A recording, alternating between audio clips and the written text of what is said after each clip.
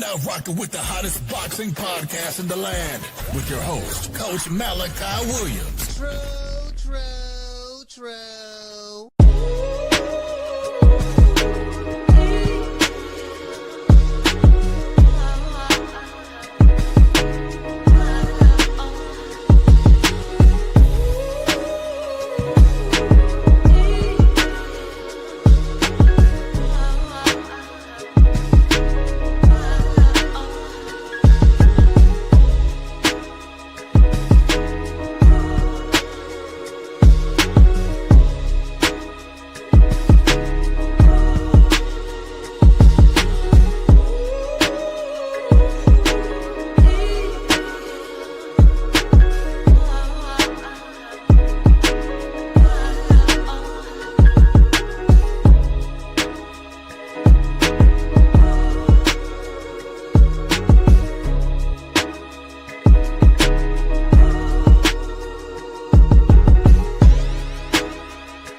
For the thousands in attendance and the millions watching around the world,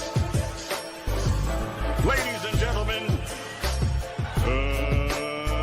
let's get ready to rumble!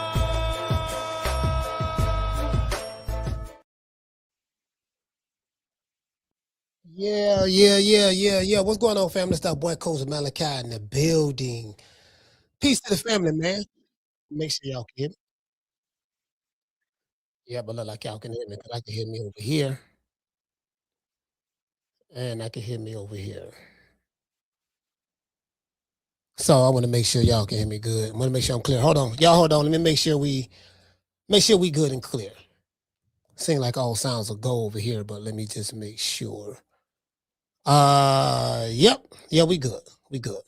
You know, it's these, man, I got these old cheap ass earbuds, bro. Like they're so convenient, but I keep saying I'm gonna buy me some more. Matter of fact, let me just do the shit now.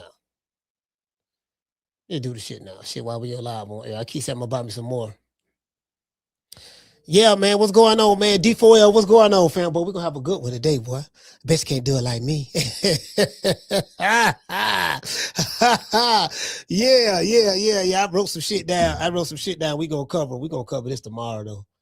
I want to talk about this so bad today. So bad, I want to talk about this today. So bad. Matter of fact, I'm gonna touch on it though. Yeah, I'm gonna touch on it today. It's only right that I touch on it. Yeah, I'm gonna touch on it today. Cause I gotta prove a point. I'm touching on it to prove a point. You know what I mean? I got these guys figured out. This shit too easy. This shit, but boxing.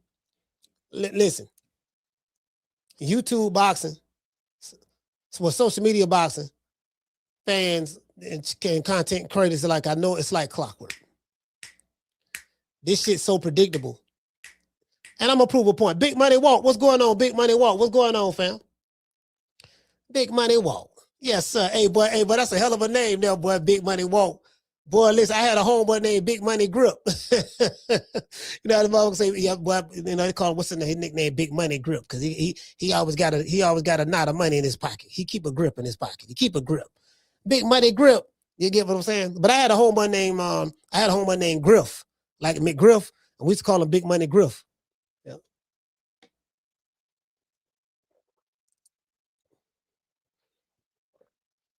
Yeah. You get what I'm saying, boy? Boy, listen. It ain't that like having some. It ain't nothing like having some big money. Yes to the sir. True. Yes to the sir. True. Yeah. Hey, boy, ain't that like having some big money, boy? Like for real though. You get what I'm saying, man? I was sitting there thinking that I had just wrapped up my training class, right? Told her, listen, I'm gonna need some help. I'm gonna need some help, y'all. I'm gonna need some help. I'm gonna need some help on this one. I'm dead ass serious. I got some shit I'm doing, bro. You know what I mean? You know, it's like I can't do it alone. I need a little help. Hey, Green Eyes Feet, what's happening? Yeah. Got a whole lot of shit to say. Shout out to Miss Jackson, looking at everybody in the chat. I have this 49-inch Samsung monitor. And I used to have it right here, right? In front of the camera. You know, so that, you know what I mean? But then something told me, no, just move it to the side, to the right. I have this big desk. I got a real big desk right here, right? Bitch come all the way out. But Simpson, put it to the right, leave the camera right here. You get what I'm saying? And it's the best, it's the best thing, it's the best move I made. Facts, best move I made. It took me long enough to figure it out, but I was like, man, you know what? Because going into the new year 2026, I said 2026, I need to do something. I said, let me clean the office up and shit. You know what I mean? Got everything hanging up real nicely, and there's some more stuff I want to do to it. I have my content creation board right there to the side. As a matter of fact, hold on, did I say something about I came up with an ad. I came up with an ad for a barbecue pit company. Let me see. Do I have that? Nah, you know what? I don't have that there. So, I do have it right here. Yes, sir. Yes, sir. I have it. This is what I'm talking about.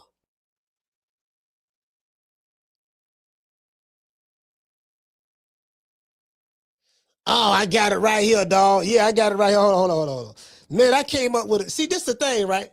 I told y'all I'm a walking idea. Right? So this is what it is. So, you be walking and shit. So I'm on a good green today, right? I'm on right now I've been smoking on the hybrid. I got a hybrid called let's call.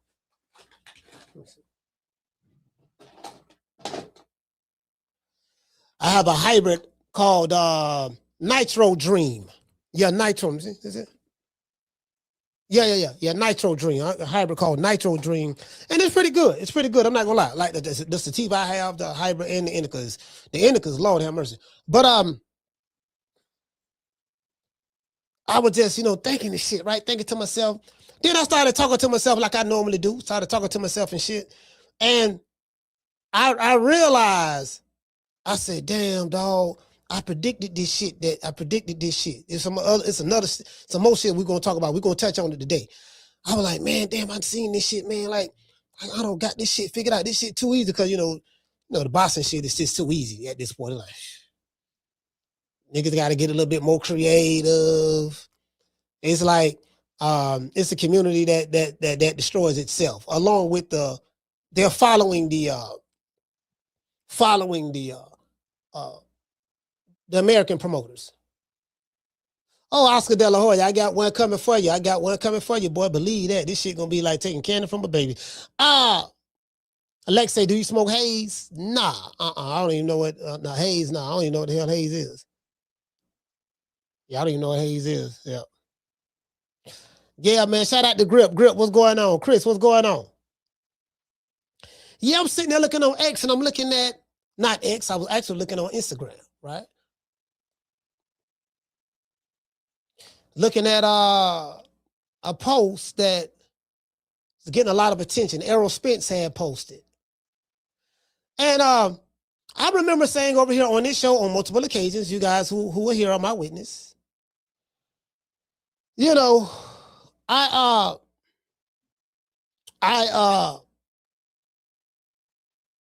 said that, because no one is saying it.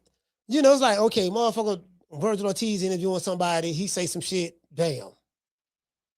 There's no pushback. Because there's no, wait a minute, hold on, how you gonna do this when such and such? You don't feel that damn about you doing that. It's kind of like you kind of cherry picking a guy who hasn't fought in a while and you just trying to use his name and notoriety to help add to, try to build your name up more or whatever. You know what I mean? Like, no one asks these questions. I said, okay. I said, all right, shit, ain't nobody saying that. Then Oscar De La Hoya say something. Won't this be the such and such? And then same thing with my man Ron Goodall. Shout out to Ron Goodall. That's my guy over there at Fight Hype. That's my guy. I rock with Ron Goodall. Good guy. However, I gotta give him some pushback. Just like when you interview Roland Romero. Man, I ain't fighting no Jerry Haynes, man. I ain't interested in that, man. I ain't interested. What's the bigger fight? Let me see. Thanks for shit. What's the bigger fight? Me, Devin Haney, or Manny Pacquiao? Huh? Manny Pacquiao, huh? So Ron say, Manny Pacquiao. Yeah, exactly. You see what I'm saying? So he didn't say nothing about. Well, so you just gonna openly duck Devin Haney like you want to fight 75-year-old Manny Pacquiao? I like Manny Pacquiao. Was tired and exhausted and looked terrible against Mario Barrios. You know what I mean? And Mario Barrios didn't look good his goddamn self. So, why you want to fight 75-year-old Manny Pacquiao? You can fight a young lion like someone that's around your age, like a Devin Haney, and you can put hands and foot on him. You don't beat Ryan Garcia. So you can go ahead and do that. Nah, man, Pacquiao, man, where you at? Hold on, wait, let me see something. Hold on. Wait a minute. Hold on, y'all. Phone ring. Where the sidekick? I got the sidekick. Do I have it? Let me see, I got the sidekick. See what else I got. Oh, now. Yeah, hold on. I got a beeper. I got the iPhone 7 Plus, and I got the sidekick. So hold on, y'all. Hold on. Motherfucker here. I want y'all to see something.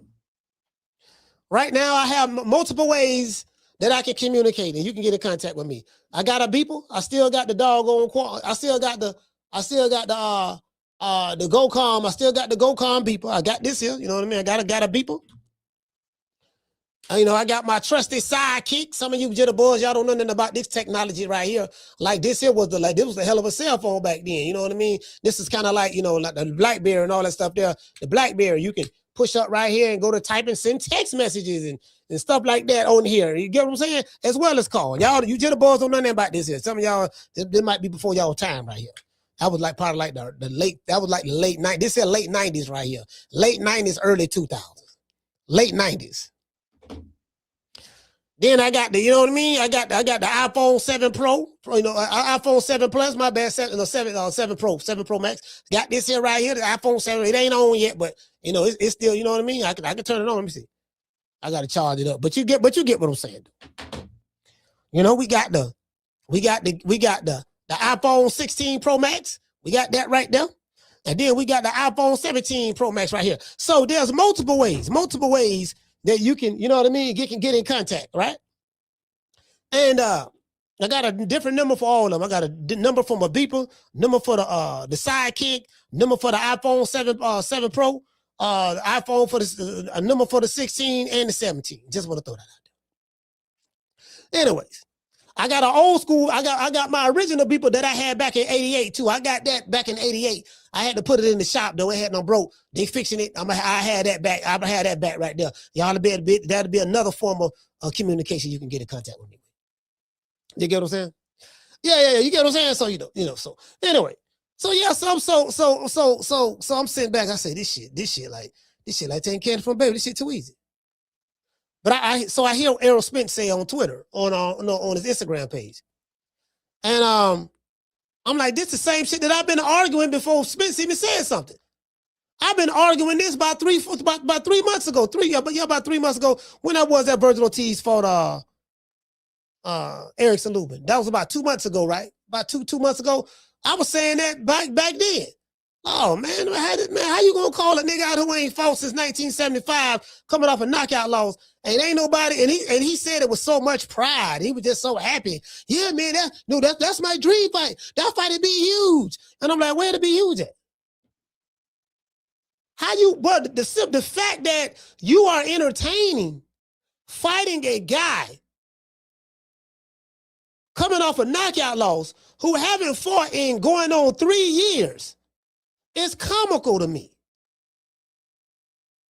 And his fans is cheering, yeah, we trying to fight the big fight. We want the big fights. That's a big fight. Nah, you ducking. And clout chasing at the same time. You's a duck and a clout chaser. You ducking and clout chasing, fam. Errol Spence haven't fought since he got his ass whooped, knocked out by Terence Crawford. Going on 3 years. And you want to duck visible smoke that's right there. They'll go after a dude who been out of the ring for 3 years. And then you talk all this big Willie shit. Yeah, you talking, yeah, nigga, we the cash cow. We the, I'm like, bro, like, fam, cash cow where? Spence ain't fought in 3 years and he's still the biggest name in Texas right now. You'll find a fighter hard pressed to be more popular than Errol Spence in the state of Texas. Spence ain't fought in 3 years. And you got an active Mexican-American fighter, and he ain't more popular than the nigga that ain't fought in 3 years. The Jamaican-American boy named Errol Spence. Because he ain't FBA, so I can't claim him, but you get what I'm saying? I'm just saying.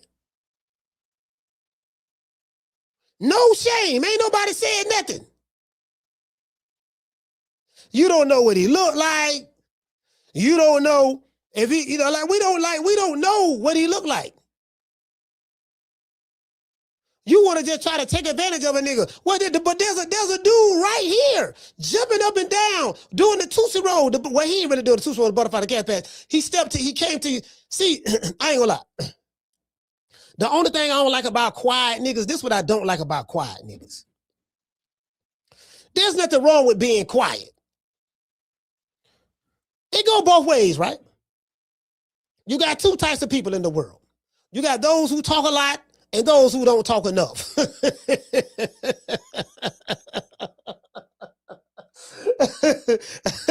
Hey, you got two types of people in the world. Those who talk a lot, and those who don't talk enough. True.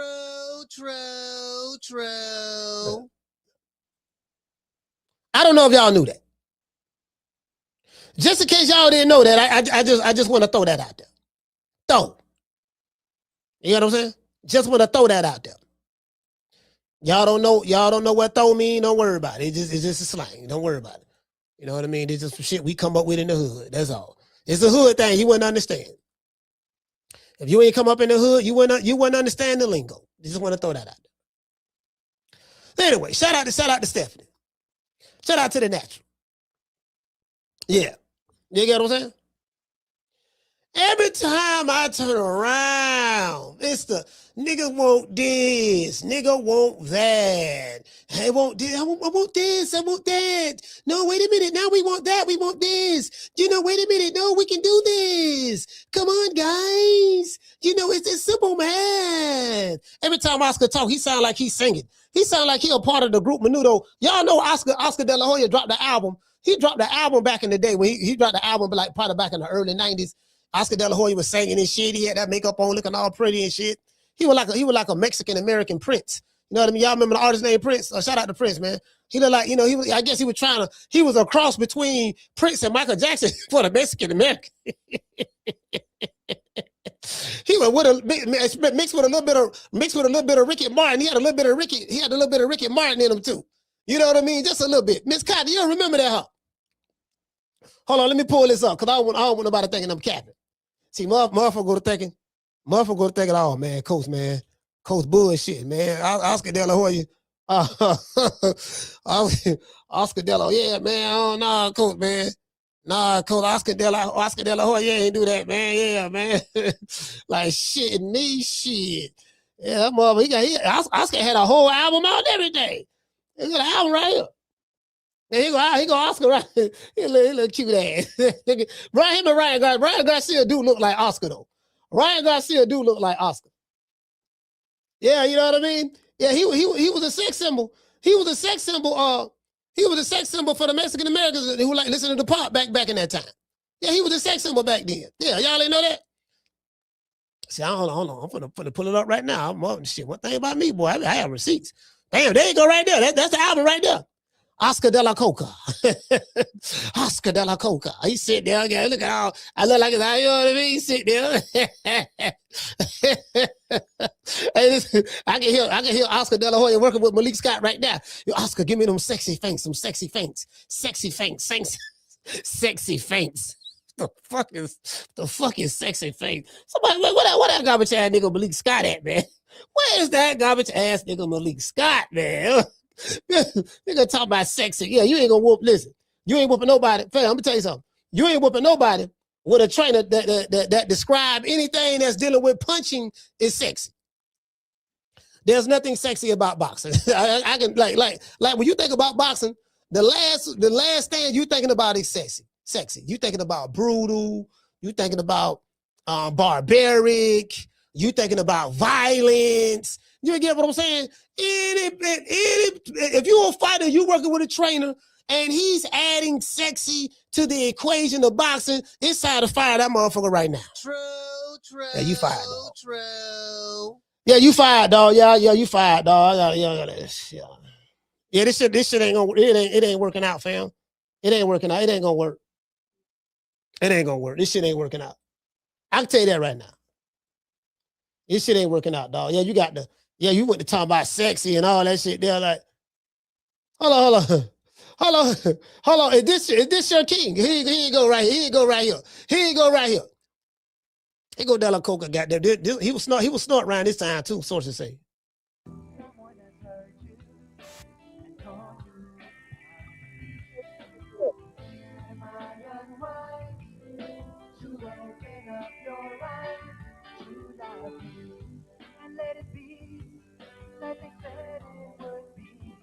Okay.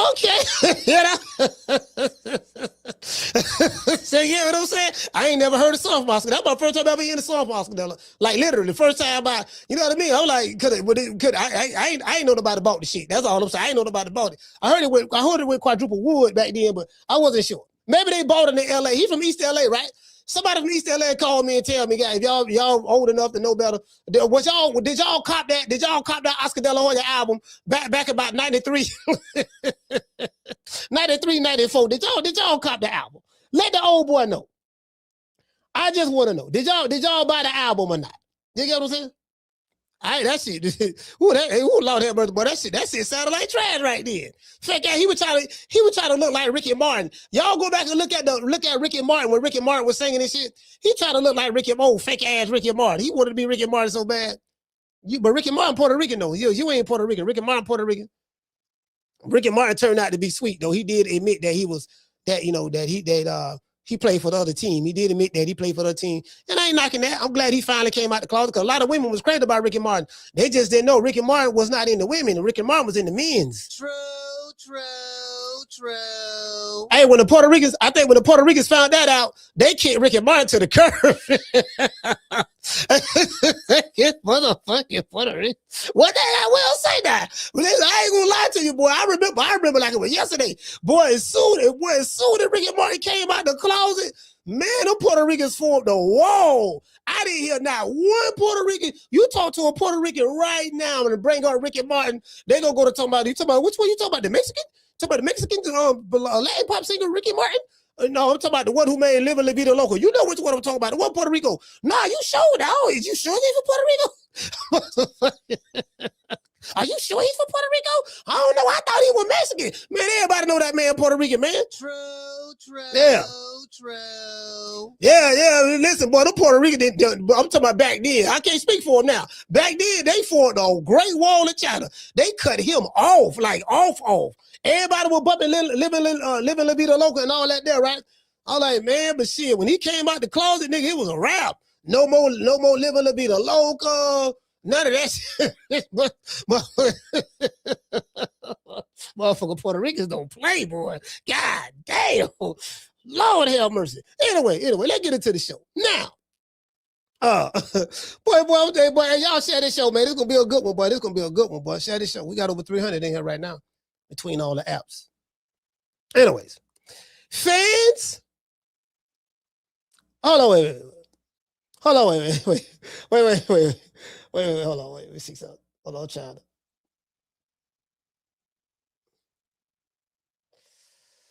Let's see what's up. Fans frustrated with Errol Spence. I got to show y'all this shit up. For calling out other fighters. You know what I mean? For mentioning his name. I got the receipts. Fans call out Errol Spence. They pretty much frustrated with him for calling out other fighters who mentioning his name. I'm looking at the comment section, right? And it shocked me because, you know, a lot of people have a lot of love for Spence, but I think a lot of Errol Spence fans are very bitter right now. They're very bitter. You know, you got to understand, like, You know, they hated Bud with a passion. Not all of them, but a good number of them. They hated him with a passion from every drop of blood in their body. Why? I have no idea. Then on top of that, then he knocked out the king. He knocked out the Spence, the big fish, the Jamaican American. You know what I mean? Got the Jamaican American. Shout out to Spence. Knocked him out. And you know, I'm talking about he did him dirty too. Like he did him dirty. Like Bud beat Errol Spence worse than I've ever seen anybody he's beaten. Like he dog walked this dude. Like he did whatever he wanted to do with him. Like Terence Crawford showed punch selections in this fight that I didn't even see him do before. The power jab, bam. I'm like, I ain't never seen a nigga throw a jab that hard. You get what I'm saying? That was like a piston jab. That was like that Marvin Hagler jab. That was kind of jab that Hagler be throwing when Hagler was in his prime. You get what I'm saying? It was like that, one of those jabs, right? Then he did the double right hook. He hit Errol Spence with a hook, which hit him on the shoulder, which he saw his leverage was off balance. So he nudged him. He hit him with a hook, with a right hook, which made Errol Spence venture over to the left. Then he came back with another hook and hit him in the head, swung his head that way and dropped him. I said, oh my God, I ain't never, like the way he beat this man was like, Bud should have got her. But I told the aerosexuals, and because you got aerosexuals and you got Errol Spence, man. I'm talking about aerosexuals. I told the aerosexuals, cause I spoke to Bud. I say, man, and Bo Mac, you know, we talking to shit. Y'all know I'm hanging out with him, talking with him and shit. And he like, man, he say, man, I said, man, why'd you beat him like that? Bo Mac said, man, we whooped that nigga, man, for everything that all of his fans were saying about Bud all those years. All the hit pieces, all the YouTube channels, all the videos. He said, man, bro, he took that shit out. Bro, he beat that man, but he took that shit out on him, right? And so that's the last memory of what the boxing world and the Spence have of Spence. That's the last memory, right? And then it came at the hands of a fighter who a lot of people hated with a passion for no reason. They just hated him, right? Damn. Then that same guy move up, beat a flat-footed Irish Mexican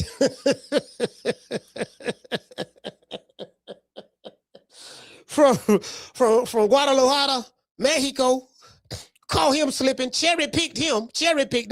You know, he's coming off of shoulder surgery.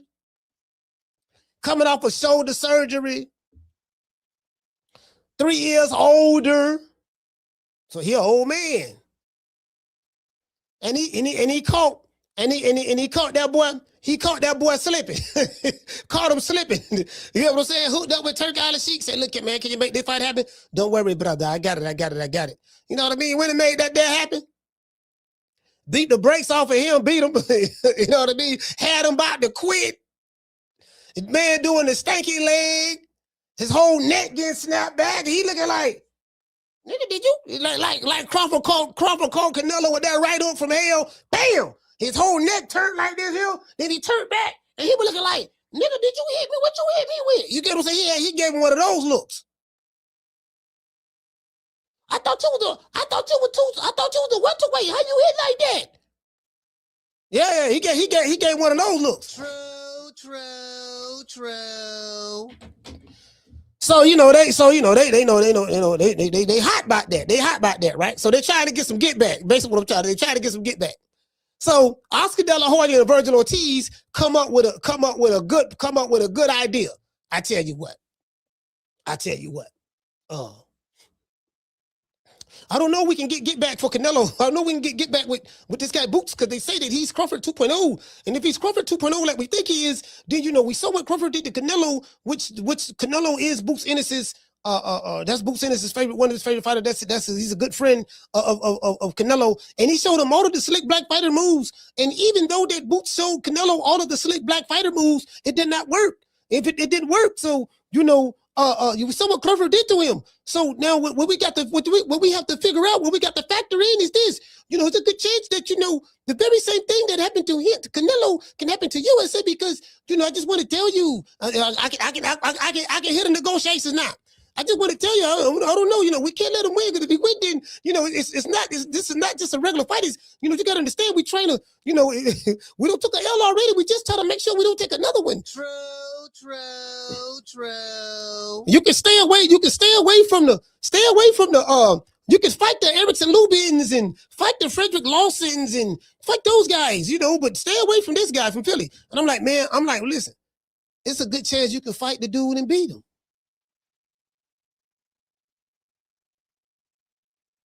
When I hear Boots fans, they talking about how they gonna whoop Vergil Ortiz's ass. When I hear Vergil side, they ain't talking about whooping Boots' ass. You notice the language is different. The language is totally different. One side talking about, yeah, dog, shit, man, we finna, that motherfucker flat-footed, man, we finna beat the brakes off this motherfucker, man. I ain't talking about necessarily Boots himself. I'm talking about his, those guys from Philly with the YouTube channels. Yeah, man, we finna beat the brakes off this motherfucker. You know what I'm saying? This shit, soon that motherfucker fuck up, sign that contract. He fuck around and sign that contract, but nigga, it's a wrap. You get what I'm saying?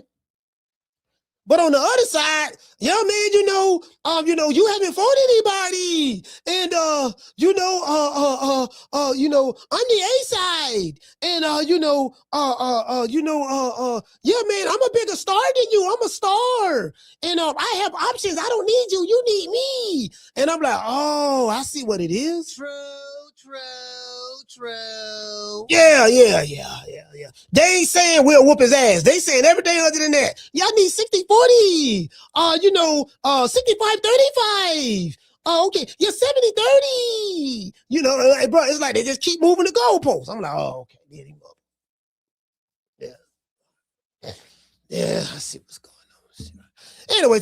But hold on, I know how we can get some get back. What's that, Oscar? Let's fight Errol Spence. Errol Spence? Yeah, the guy who hasn't fought in 3 years who's coming off a knockout loss. Let's fight him. He's the biggest name in Texas. You know what I mean? Yeah, we can get him in the ring, and that'll be a massive fight, a big fight. That's a huge fight. That's a mega fight. That's way bigger than the Boots Ennis fight. And they sitting back talking like, hey, that's a good idea. Now, ain't nobody talked to Spence about this. I was saying that about over 2 months ago. Wasn't nobody talk? Did anybody talk to Spence about this? Hey, Schoolo, that's what I was saying. Okay, y'all talking like this is a foregone conclusion. Who spoke this? I haven't heard Spence say anything about any of this. Shout out to Miss Sheila. Shout out to real Coach Ron. Carter Dennis, what's up? They got it all figured out already. They got it all figured out. Yeah, dog, we gonna fight LB, dog, in Dallas Stadium, dog. We gonna do 90,000. Boy, it's gonna be a huge fight. Only problem is ain't nobody spoke to Spence.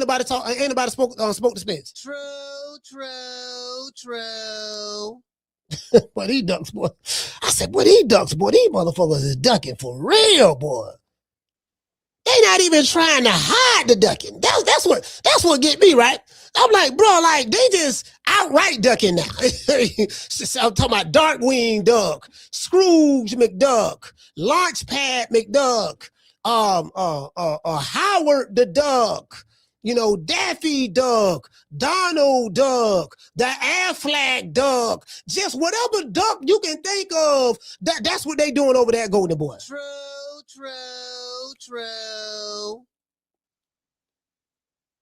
I said, boy, these some different, boy. I'm like, these some, boy. It ain't but two Mexican American fighters that I respect. Maybe three. Bam Rodriguez, number one. Bam.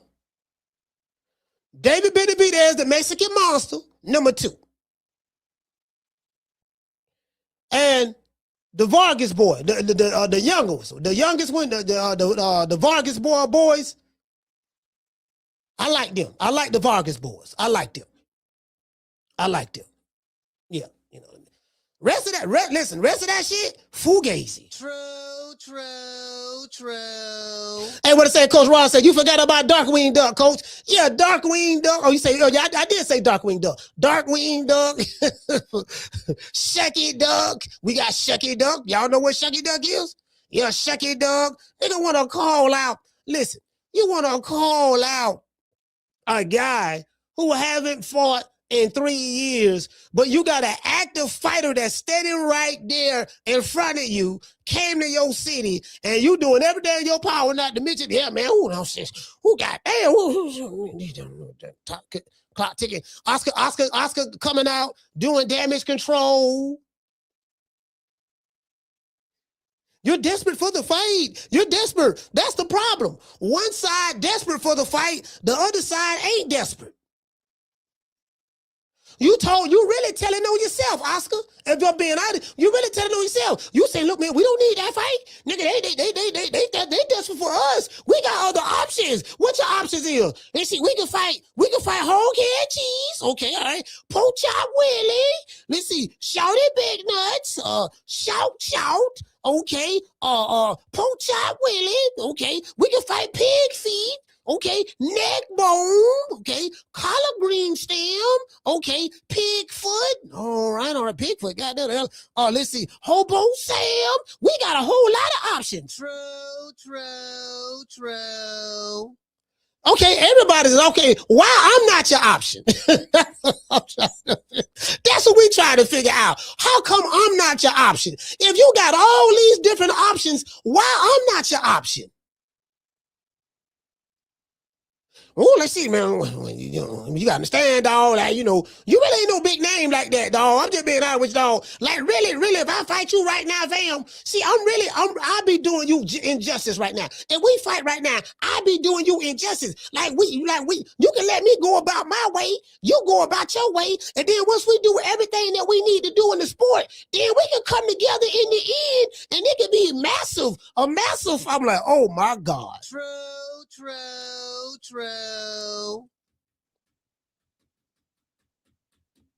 I said, these motherfuckers some cowards. They cowards, dog. They cowards. I say, Lord have mercy. Anyways. In a recent post on Instagram, Errol Spence calls out fighters who use his name for clout. Lord have mercy. Spence is referring to fighters like Vergil Ortiz, who openly mentions his name for a fight. Now, I understand where Spence is coming from. Oscar De La Coca, Rick Migraine, and Vergil the Duck Ortiz, and Golden Girl Promotions, as a record label staff and as a crew, are using Errol Spence's name to build up Vergil Ortiz. This is crazy. Jaron Boots Ennis wants to fight Ortiz. However, Ortiz's team is too scared to make the fight. We hear shit about, I know we agreed to 50-50, but now we want 60-40. We got other options. Vergil is a big star. He's a mega star. We hit all this shit. This nigga's a star, which he ain't. Oh my gosh. Oh, no, shit. This fight is gonna do millions. Like this fight is big. It's gonna do millions. In one breath, he says we're looking to make the biggest fights possible in the sport, and we're looking forward to working with Al Heyman and all that stuff there. In one breath, and then the very next breath, he diminishes the next big fight that can be made in the sport. True. You can't make this up. You say that, I want to make the best fights possible in boxing. He said that in one breath, and the very next sentence, go to decking for another fight. To this day. I say, am I the only one that see this shit?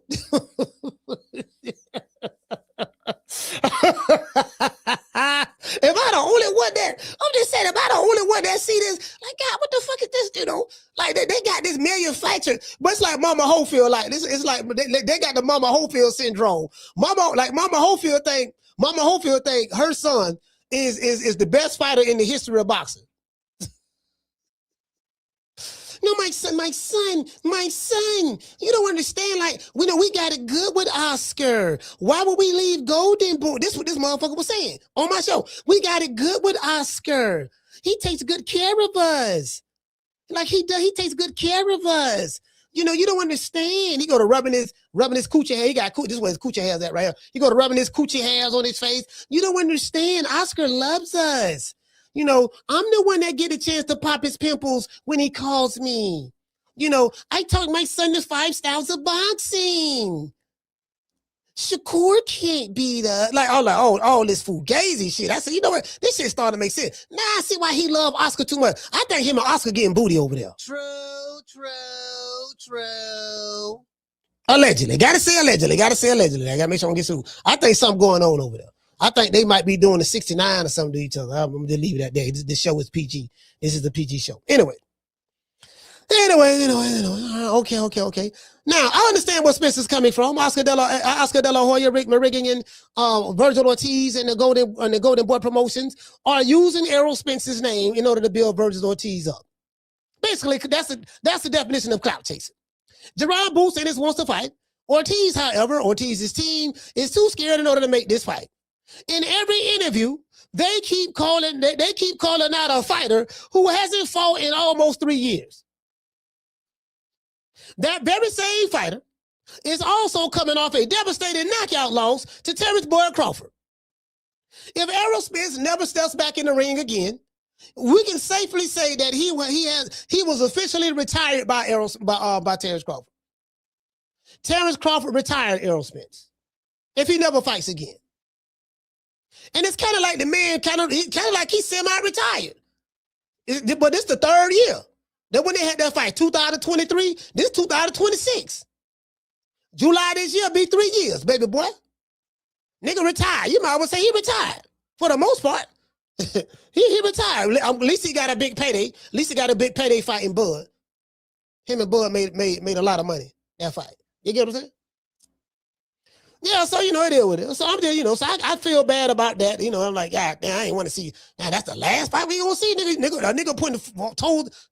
I saw your mama out there crying, your baby mama crying, your daddy looking crazy. Derrick James couldn't believe his eyes. I saw the fear in Jamel Charlo eyes. He was scared. The whole PBC shook up. Listen, he shook the whole roster up. But he destroyed the entire, one black man from Omaha, Nebraska destroyed the PBC. He did that by himself. True. Destroyed him.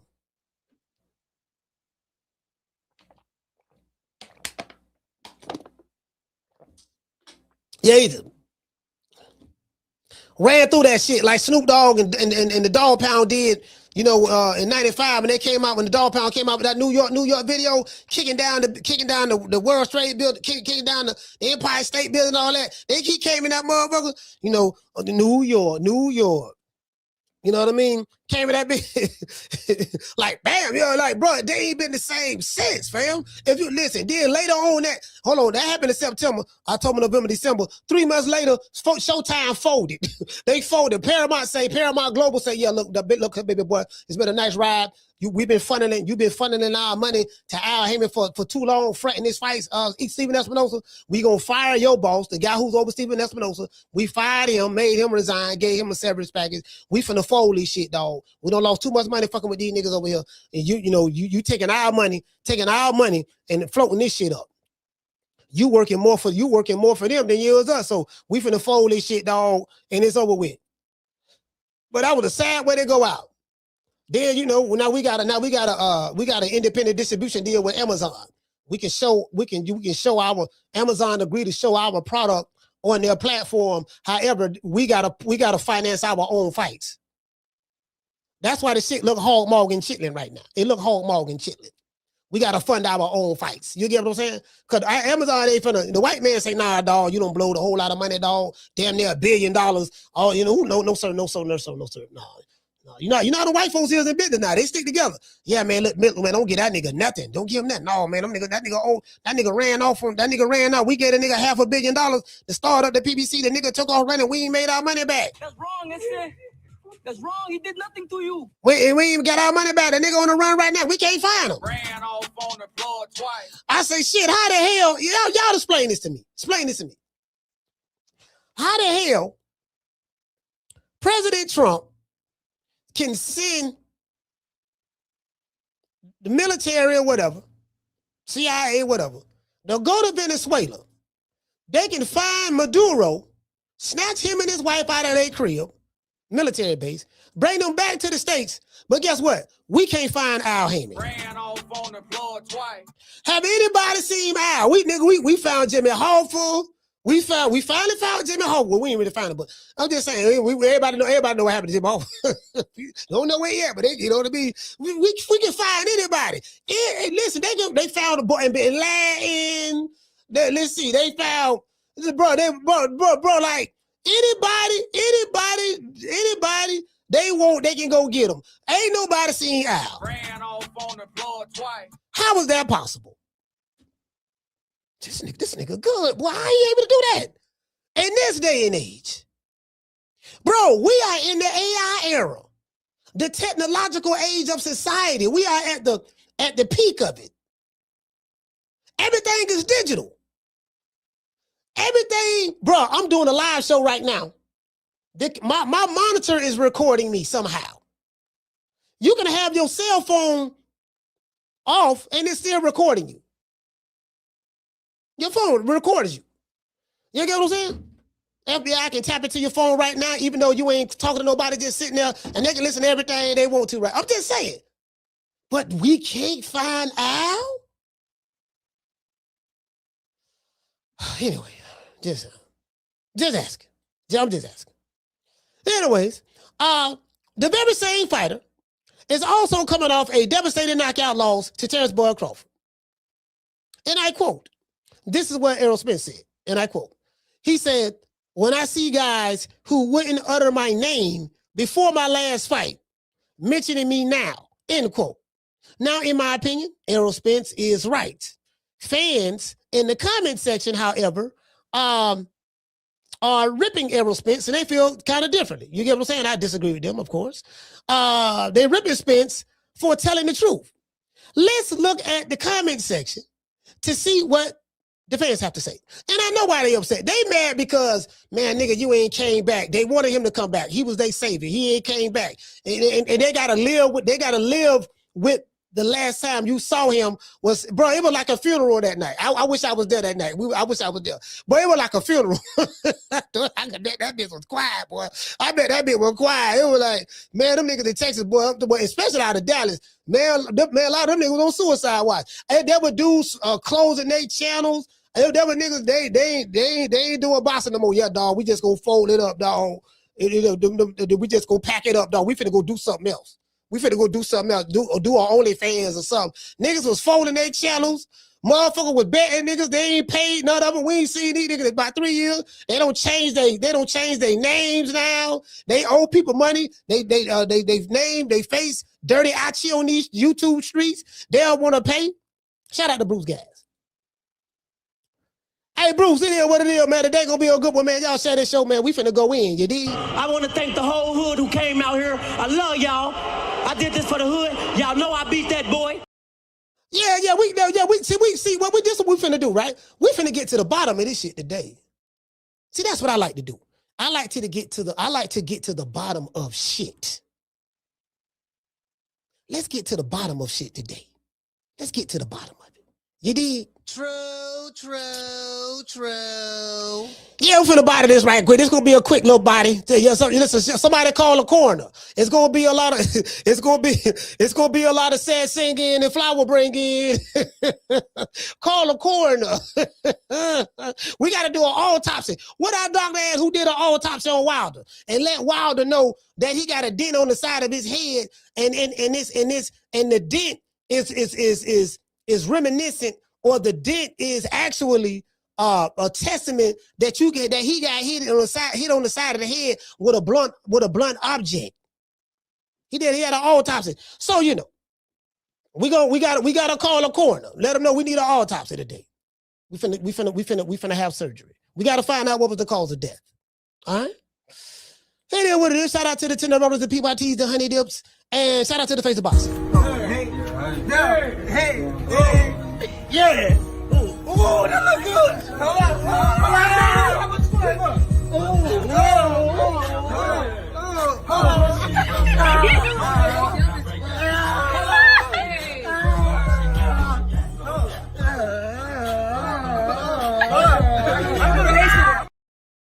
Yeah, man, and another thing, man, the phone lines will be open. I will be dropping it. Anybody got a problem with the coach, you will be able to call the show when I drop these phone lines. Please do not tuck your tail. I want to see them internet gangsters. I will be here. You dig? Riley, get him. Look, fuck you.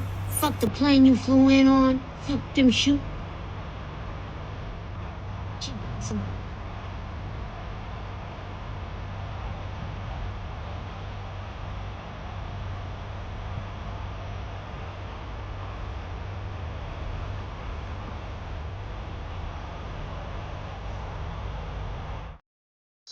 He didn't. So motherfucker had the nerve to talk about compare this motherfucker. He'll fit right in with Hagler.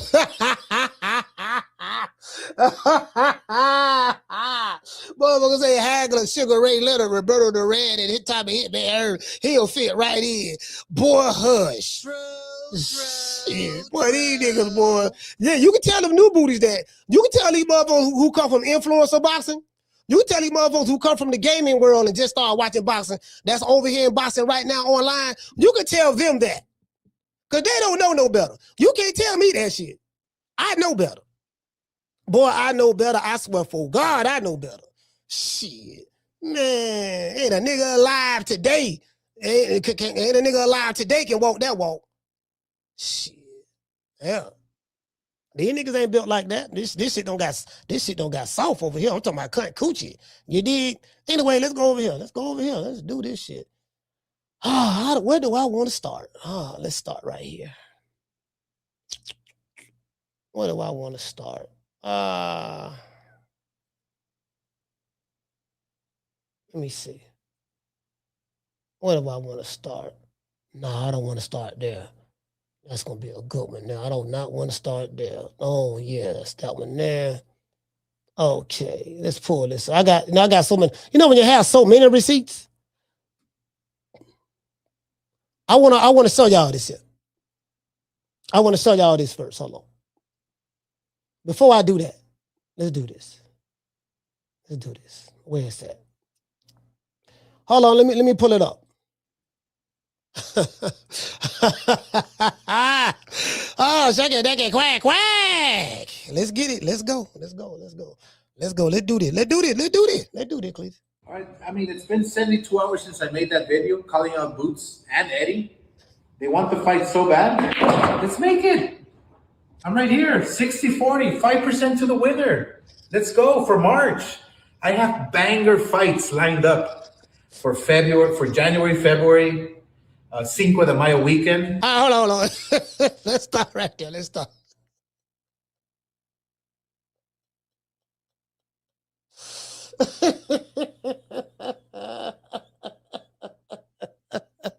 He say, I have banger fights lined up. I have banger fight. Nigga, what banger fight? What fights? Listen, what fights you got lined up? What banger fights you got lined up at Goldie Boy? Like, come on, come on, give me, like, for real, though. I got banger fights lined up. Like, name them. What the fuck? See, I'm here, man. Shit. Listen, man, I have Ryan Garcia, Mario Barrios. That ain't no banger fight. The only time Ryan Garcia can sell is if he fighting somebody who look like me. When he fighting them another Mexican American fighter or another, they don't do shit. Cause there's no intrigue or nothing exciting about it. I'm just being honest. You get what I'm saying? We got another banger fight coming up. Nigga, please. True. Oh, Lord have mercy. Let's go over here. Let's go over here. Now let's go over here. Let's get this fight done. The fans want to see it, but guess what? Vergil has other options. So if you want it, call me. Let's stop right there. He say, Vergil has other options, but if you want it, call me. The question is, how come you don't want it?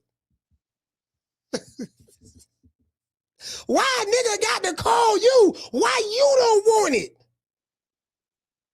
Vergil has other options. What options he got. Let's see, Hog Head Cheese. We just got off the phone with him. He's willing to fight. Let's see, Pork Chop Willie. Pork Chop Willie is willing to fight.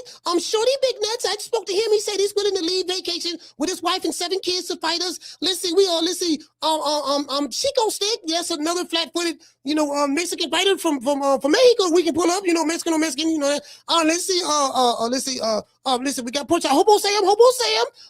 He's just leaving a liquor store. He's willing to fight. He got other options. True. Boy, the fact that Boots is not your option. You didn't say listen, when you fought Erickson Lubin, we didn't hear, oh, wait a minute, man, we got other options. Lubin, 60-40, you want to fight us so bad, Lubin. 60-40, go ahead if you want to. Virgil got other options. If you want to fight, call me, Erickson. It wasn't none of that. Bro, like, you can't make this shit up. I ain't letting this shit slide. I'm telling you right now, I ain't letting it slide. I'm gonna talk about this shit to the ends of time. I'm gonna talk about this shit to the ends of time. I'm not letting this slide. Not me. Shout out to everybody. We got 500 people in the chat between 2 YouTube channels and X. I ain't letting it slide. If y'all think I'm gonna drop this anytime soon, you are sadly mistaken. True. Boy, you sadly mistaken, boy. Boy, listen. See this what I see. I don't know about y'all. But I smell something. Right? I'm just being honest with y'all. Hold on. Wait, where we at? I don't listen. I'm gonna just be honest with y'all. Hold on. Lord have mercy. Where we at? Hold on. I'm trying to find it, boy. I smell something. Y'all know what I smell coming out of Golden Boy Promotions as a record label staff and as a crew? And Vergil Ortiz's team, y'all know what I smell? I smell something, man. You smell something? I definitely smell something out here. I smell pussy. Boy, that shit over there, boy. I'm like, Lord have mercy. I'm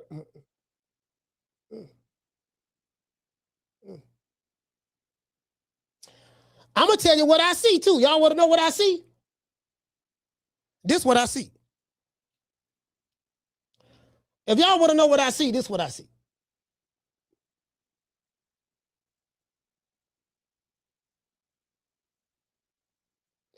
Y'all know me. I'm known to keep pressure. I'm known to apply pressure.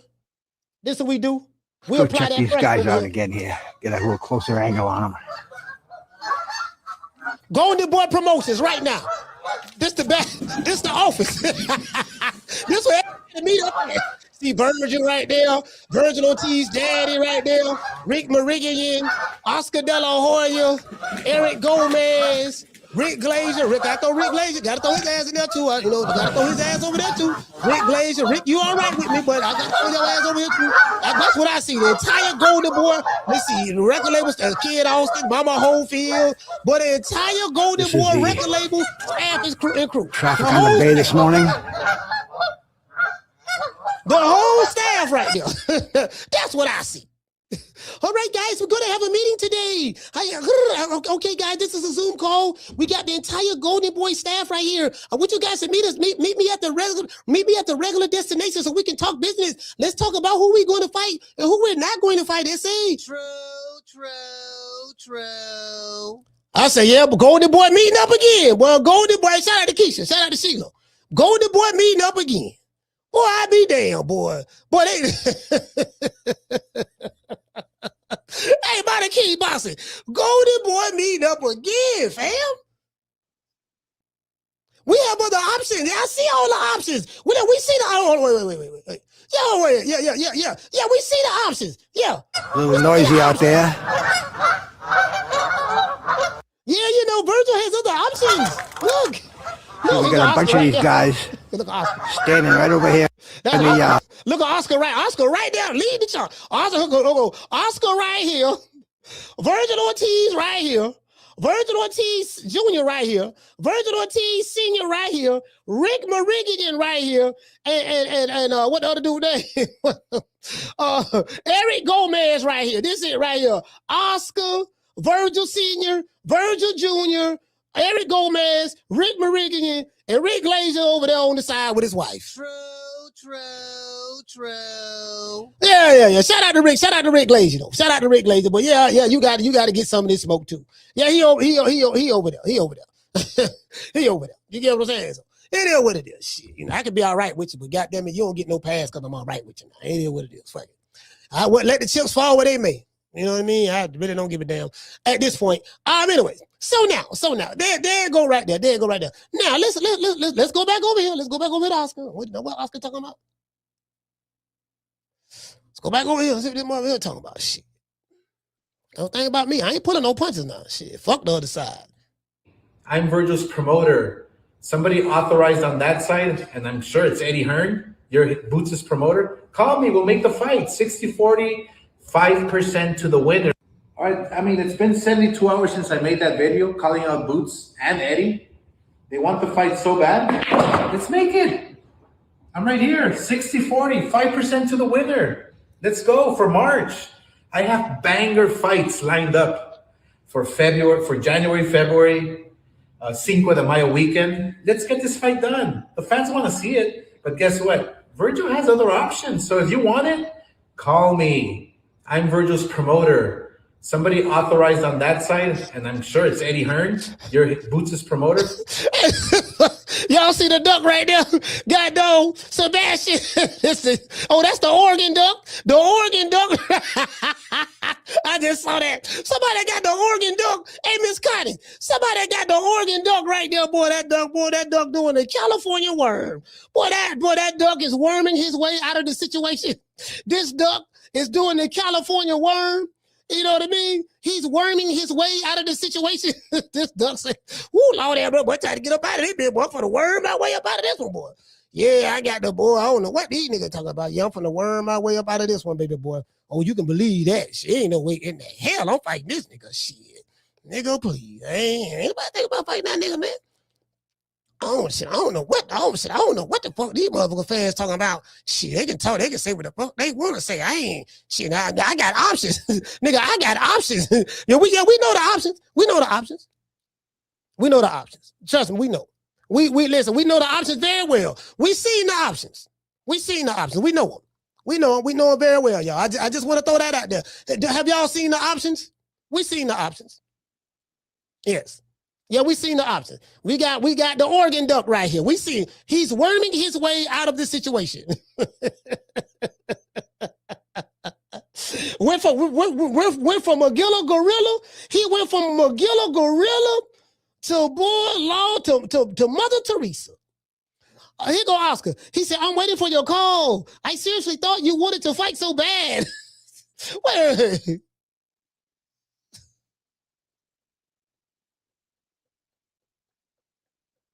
But y'all want to call out Errol Spence, a man who haven't fought in 3 years. You got a nigga from Philly doing. Listen. Hey, Rick, shout out to Rick. Rick, what's going on there? What's going on up there in Dallas? Where's Vergil Ortiz from? He's from Dallas, right? Isn't Vergil Ortiz from Dallas? Where's Vergil Ortiz? Anybody in the chat? Where's Vergil Ortiz from? I know he ain't from Mexico, but because he don't even speak Spanish. Where is he from? Boy, that boy hard pump Kool-Aid. We got something in Florida. That's something we say, but nigga hard pump Kool-Aid, bro. A nigga hard pump Kool-Aid, dog. I thought you wanted to make the fight so bad, but you just said that they trying to make the fight real bad. What you say, Rick? Rick said Grand Prairie, Texas. Oh, Rick said he from Grand Prairie. What was it? Grand Prairie. All right, well, you know. So you say, yeah, so Grand Prairie is right there by Dallas. Hey, look here, man, boy, y'all, boy, you shoot, god damn, boy. Boy, that shit shaking like booty meat over there, boy. Dallas, boy, y'all got to find y'all another fighter, boy. Shit, y'all, we listen. I'm willing to help them boys over there in Dallas. Look here, man, y'all need me to do some scouting for y'all, try to find some more fighters, because Errol Spence don't retire. That's pretty much. And then y'all got Vergil Ortiz, but he moving like the Affleck duck, so we know he don't want no smoke. So we got to find y'all somebody. Maybe Rainwater. Rainwater know how to throw hands? What about Yellow Beezy? Can Yellow Beezy fight? What about Yellow Beezy? We can find y'all somebody. Rainwater, Yellow Beezy, maybe my main man E from Boss Talk Radio. Shout out to E. You know, my partner, maybe E from Boss Talk Radio. Can he fight? Is there anybody that we can call? What the big fat rapper name? Big X the Plug. He from Dallas, right? Can Big X the Plug fight? Boy, between Vergil Ortiz and when Errol Spence pretty much retiring and Vergil Ortiz shaking like booty meat, boy, I'm feeling bad for you boys. True. Yeah, man, I'm feeling bad for you boys. Shit, Philadelphia lost yesterday too. Philadelphia lost in the playoffs yesterday too. Shit, you know them niggas in Philly mad right now. They looking to take it out on somebody. Yeah, they looking to take it out on somebody now. I'm just want to throw that out there now. Yeah, I just want to throw that out there. You get what I'm saying? So, you know. Anyway, let's see what the people talking about. So this dude say Herb Winston, he said the Oregon Duck. This guy say, don't sell your house, Oscar. That's a nice view. This guy say, awesome view. They talk about the view. This guy say, why 60-40? Just split the pie in half and make the fight happen, man. He said, let's do this already. This guy say, Oscar fought the best, no doubt. What the hell does Oscar fighting the best got to do with Vergil Ortiz? Nothing. This guy say, that's really not fair. Why not? We say, why not 60-40 in favor of the winner? All right. This guy talk about the view. This guy said, I would never get tired of that view in the background. They don't want to talk about the facts. Nah, let's talk about this nigga ducking, man. Now, we don't want to talk about the duck. Now, let's talk about the view. This guy say, hell no. 60-40, no, hell no. He said, 50-50. All right. That's what they signed up for what Ed Earn said. He said, you were ducking like Ike Cortez. He said, the numbers don't lie. Ennis has 4 more followers than Ortiz. So it's all clear. So this guy say, Boots Ennis got more followers. All right. This is the shit.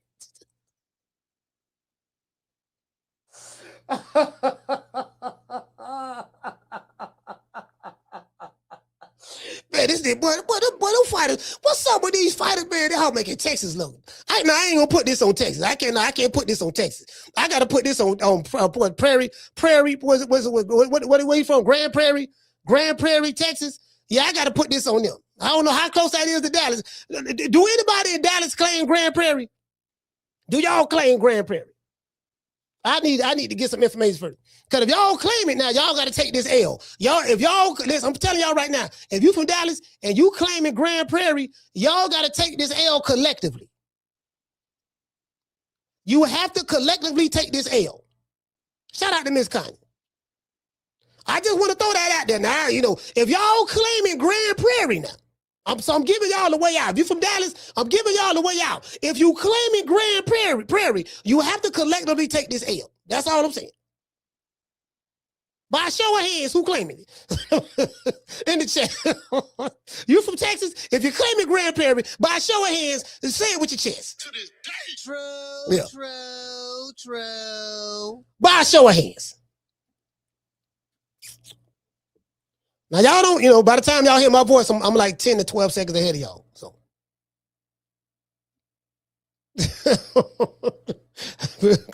Hey, tired of these ducks, man. I'm tired of this shit, man. You know, meanwhile at the headquarters of Golden Boy. At the headquarters of Golden Boy. God. This is something you don't see. All these geese and duck. Let me tell y'all something. I'm from the South. There's no difference to me between the geese and the duck. It's the same thing. They're part of the same family. The geese, the geese and the ducks, the geese is a part of the duck family.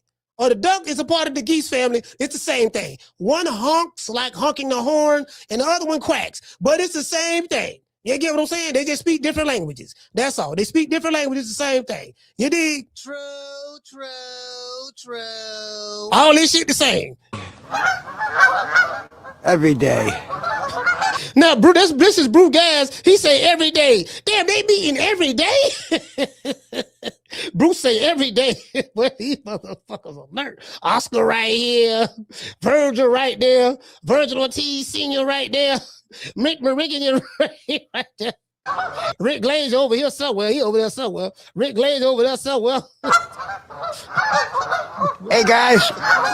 Look at that. Bruce Gas trying to talk to him. Hey, guys.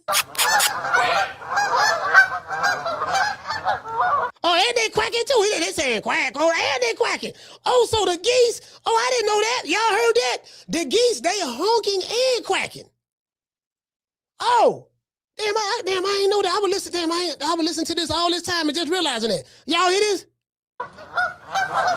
As you can see,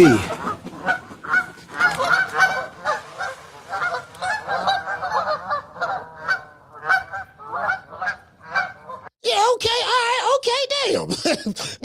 they bilingual. Hey, that's a bilingual duck.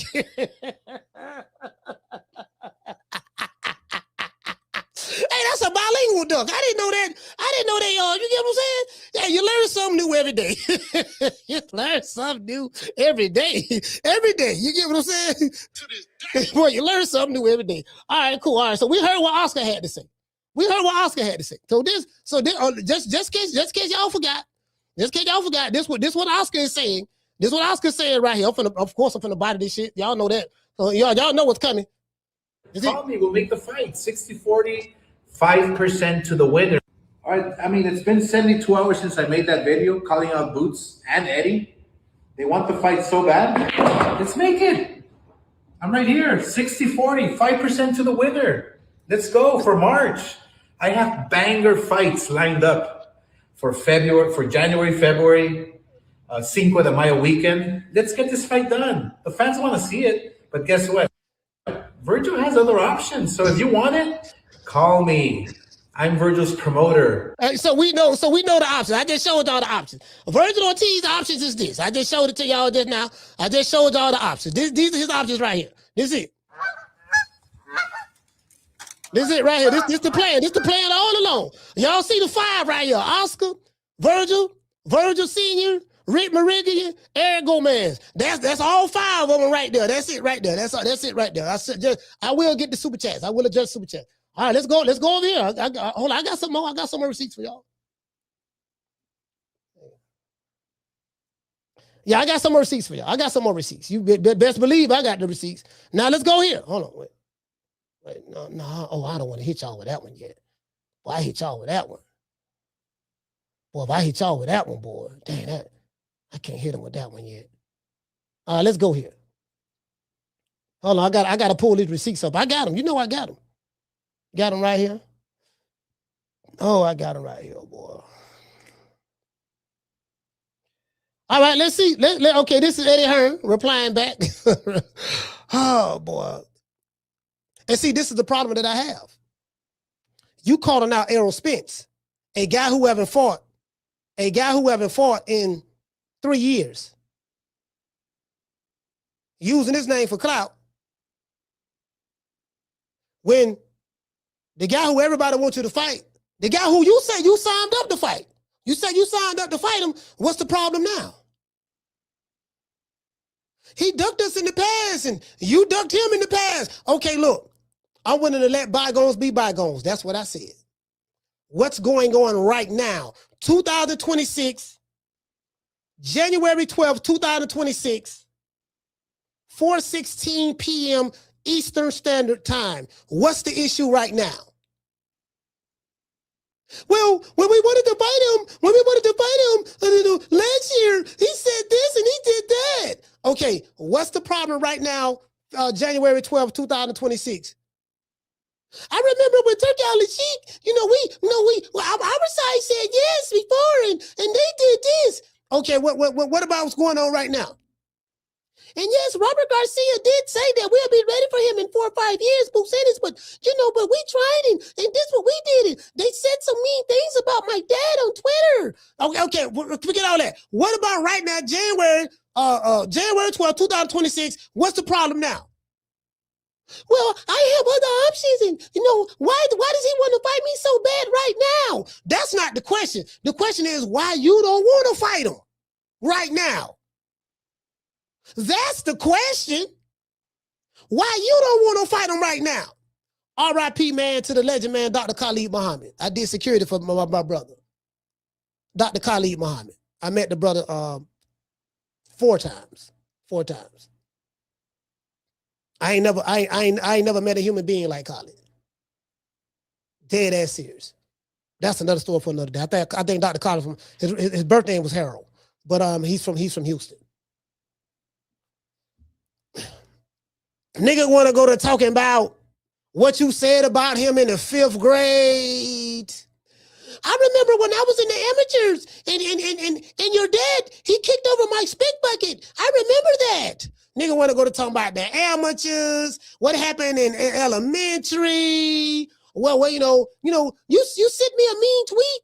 Somebody from your team sent me a mean tweet. When I couldn't make 147 anymore. That's not right. I'm like, bro, we gotta hear all this stuff there. True.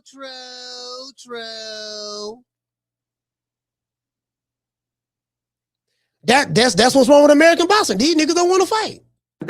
You'll never hear me talking disrespectfully about Dana, being personal about Dana. He's fair. So he talking about Dana White. That ain't what I'm talking about. That ain't the one I'm talking about. Let me see. And I'll say it because obviously Oscar's. All right. Here you go right here. This is the one I'm talking about right here. Yeah. 50-50 and 5% for the winner. Okay? So basically 55-45 to the winner. We all agreed and we left the room to make the deal.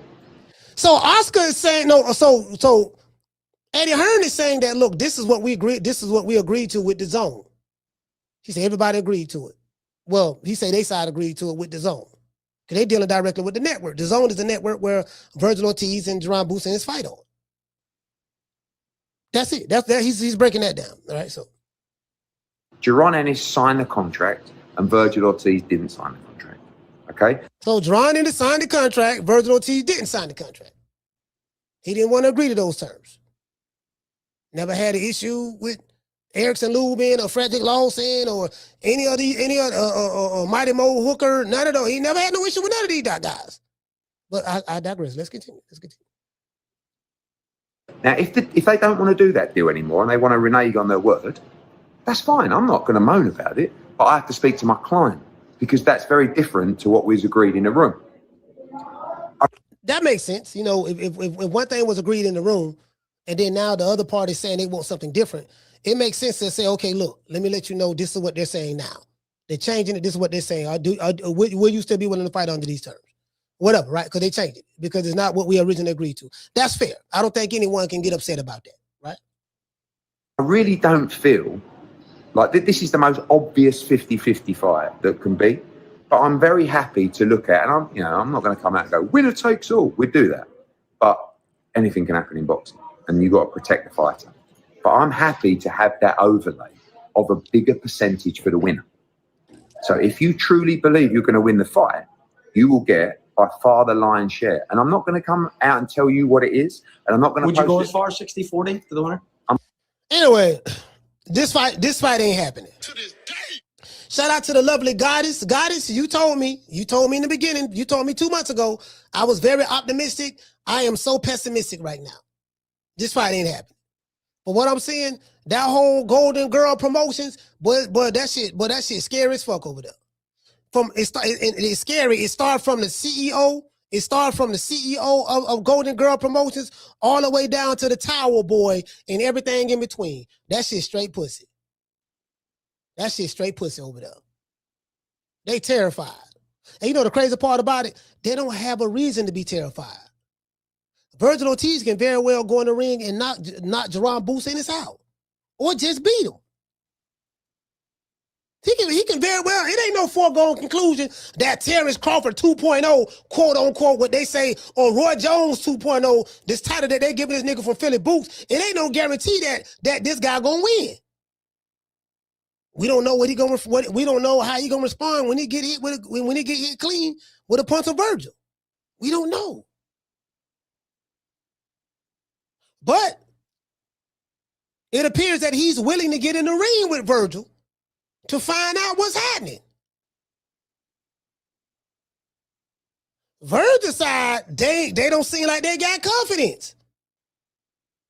Because Golden Boy Promotions is all about cherry picking and fighting tomato cans.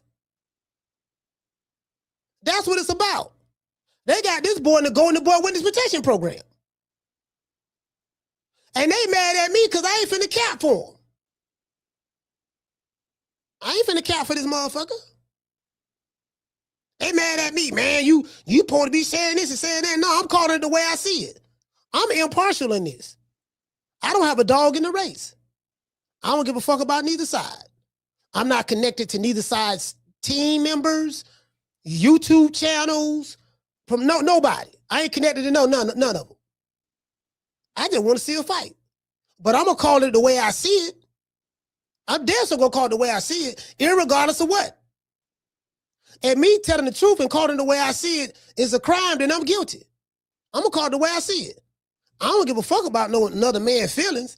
I don't care how emotionally attached you are to a certain fighter. I care nothing about that. I'm going to call that shit the way I see it, dog. I'm going to give it. Listen, man, I'm going to keep it a beam. I'm going to keep it a beam. Shout out to Rick. He said ain't no boots, but outwit Vergil, so duck soup. They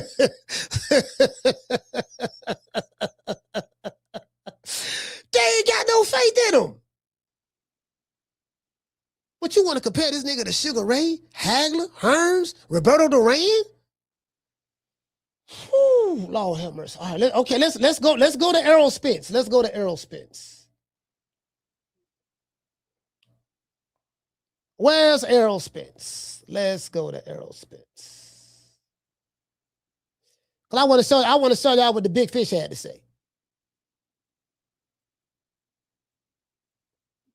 This the big fish right here. Errol Spence right here. Let's see what's up. Now, this is a screenshot from Errol Spence's Instagram stories, as you can see. He said, when I see guys, if you guys don't know who this is Jack Johnson, the greatest fighter of all time. And really, to be honest with you, the GOAT of boxing is really Jack Johnson, to be fair. Now, I know y'all might say stylistically he wouldn't do this and do that, but the reason why Jack Johnson is the real GOAT, of course Ray Robinson and Ali, the greatest heavyweight of all time, I get all that there right, but the real GOAT is Jack Johnson.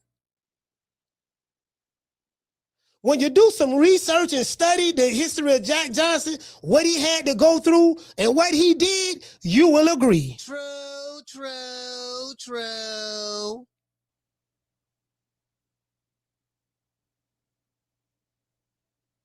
That's the GOAT right here, Jack Johnson. So Errol Spence says, when I see guys who wouldn't utter my name before my last fight mentioning me.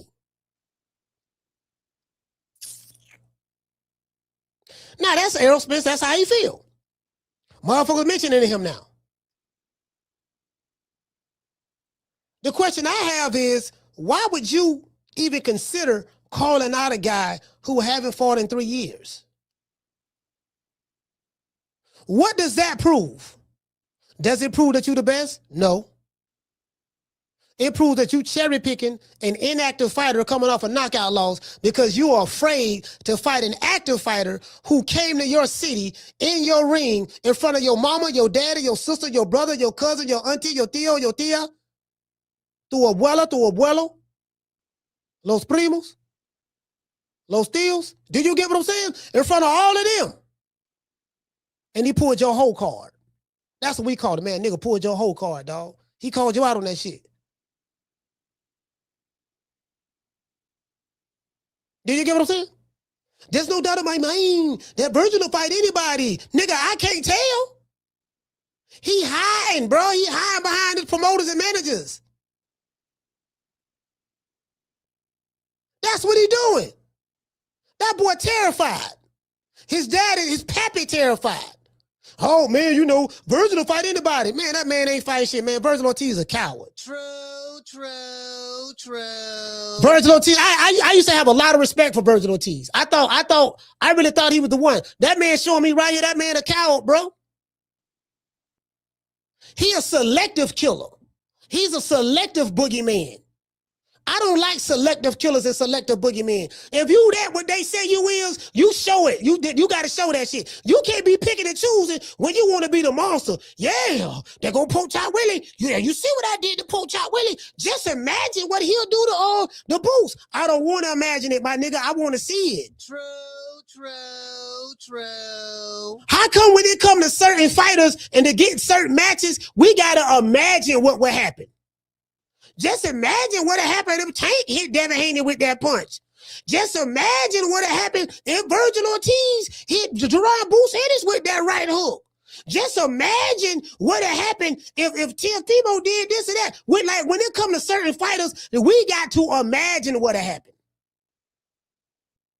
I didn't have to imagine what happened when Sugar Ray was fighting. I didn't have to imagine what happened when Hagler was fighting. I didn't have to imagine what happened with Roy Jones or Bernard Hopkins or Mildred Taylor or Aaron Pryor. I didn't have to imagine what happened when they was fighting. Or when Tyson fought. Or Holyfield or Riddick Bowe. In this age, I got to imagine. True. Hey, Rick. I got to imagine in this age, fam.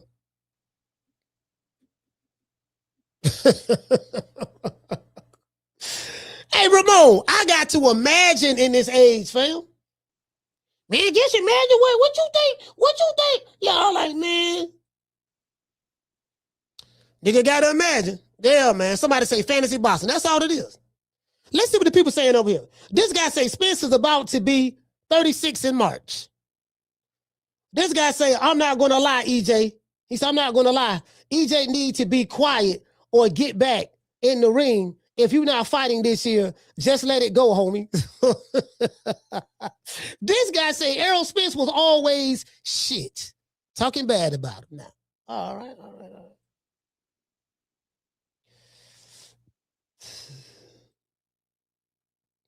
This guy's laughing.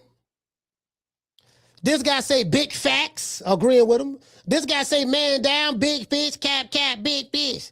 This guy say Vergil Ortiz at Vergil. Y'all soft. OMM. I don't know what the fuck OMM mean.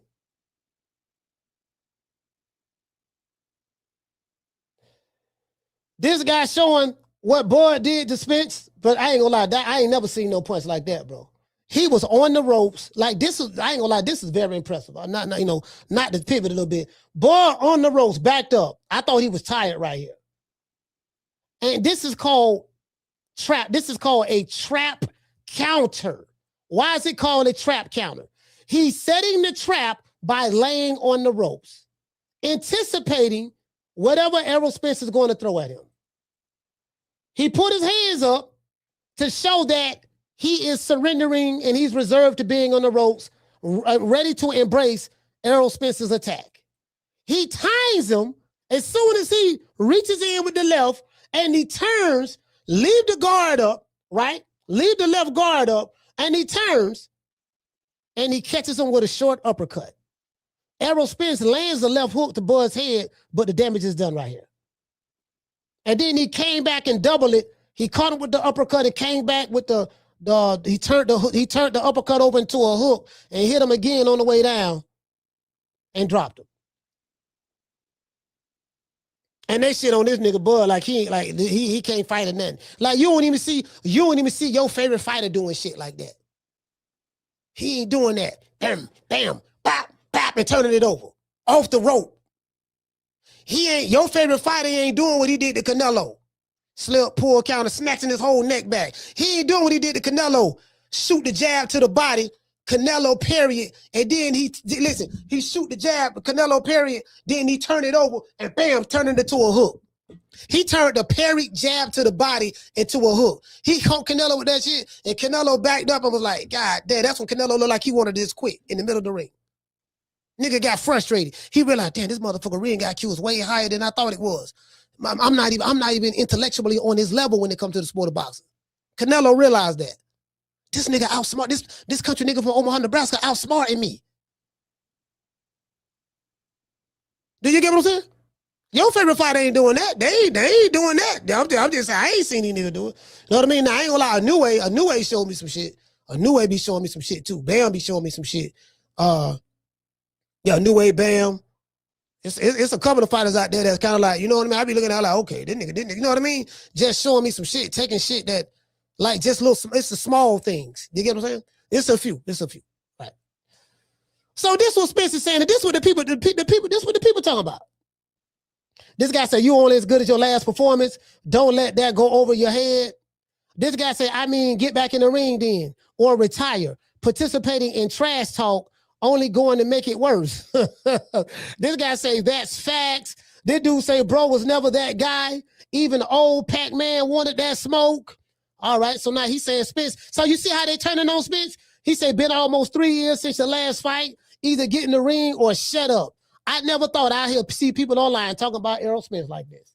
He say, does he know how long it's been? Boxing done changed a bit. That is true. It has changed. He say Spence got to realize he's easy pickings because of that last fight. He's a low-risk fight right now and a good name to have on a fighter's resume. This is what Vergil Ortiz team and his team wants to do. Spence is easy pickings right now because he's coming off a knockout loss and he's low risk. He's rested. So what they're doing, they're looking for names to pad the resume up with. Same thing Mama Hopefield and them doing. We got Tevin Farmer on our resume. Tevin Farmer is a former champion. We did this, we did. You get what I'm saying? They want to get these old crusted niggas who ain't really popping like that no more, who passed their prime, catch them at the right time, and then fight them and beat them, and then use that straw man argument to say I'm the A side. Well, kid is the A side. You know, look who we fought. Look who we fought. Look who we beat. We're the A side. You get what I'm saying? That's the oldest trick in the book. True.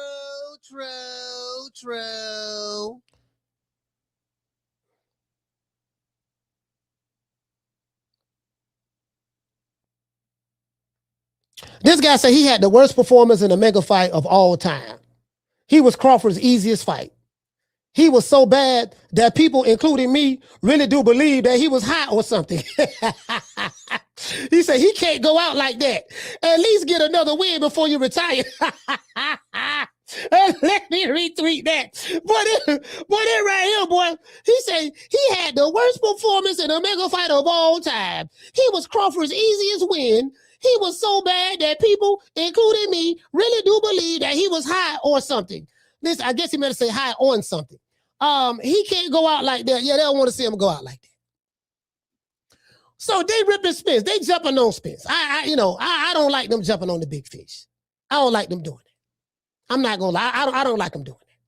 They don't have to do the big fish like that. Let's go here. Oh, I got some more receipts. Y'all know I got some more receipts, right? Let's go right here. Pull this one up. Where this one at? There we go. I want to show y'all this one. I'm going to show y'all how Oscar De La Hoya moving. What's up, guys? Happy New Year, man. I've been busy this week finalizing the Ryan Garcia-Barrios fight, and details will be announced on Monday. I'm really excited to be working with PBC and Al Heyman. Hey, shout out to Rick Tills. Rick, I'm really excited to be working with PBC and Al Heyman. I want y'all to hold that. I want y'all to remember that, okay? I want y'all to remember that. I'm really excited to be working with PBC and Al Heyman. Let's continue. Look, we have a lot of great matchups to be made as the U.S. top promoters, so I'm looking to keep the fights here in the U.S. In the meantime, Eddie Hearn is begging the media for this Boots and Vergil Ortiz fight. It's so stupid as a promoter to pigeonhole your fighter into one opponent. You lose your negotiating power, which ends up being a lot of lost money for your fighter.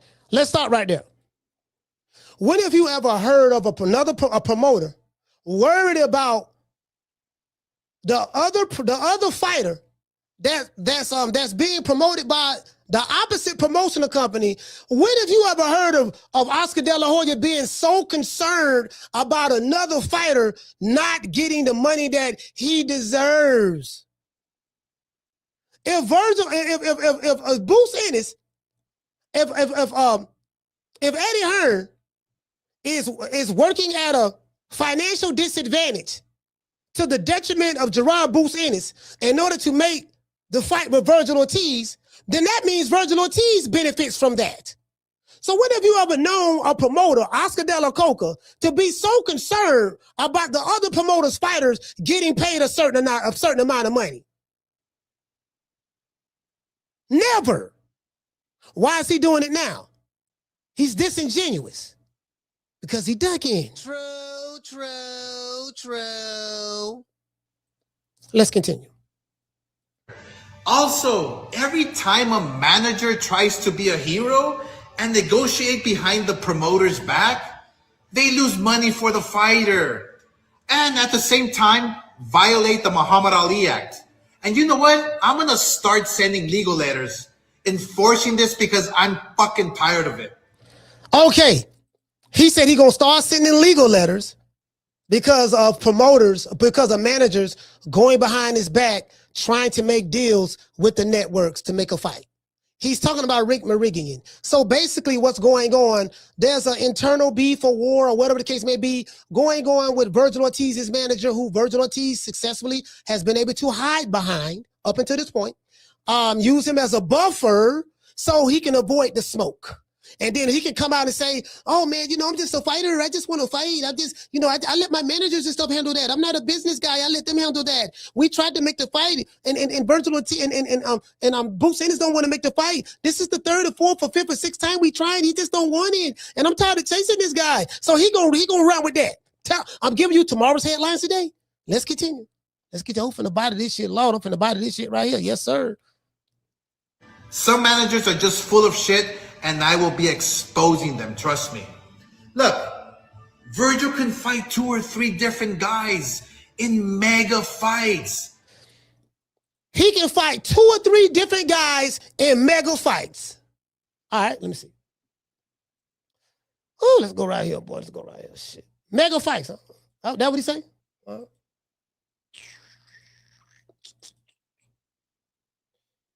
2 different guys in mega fights. Okay.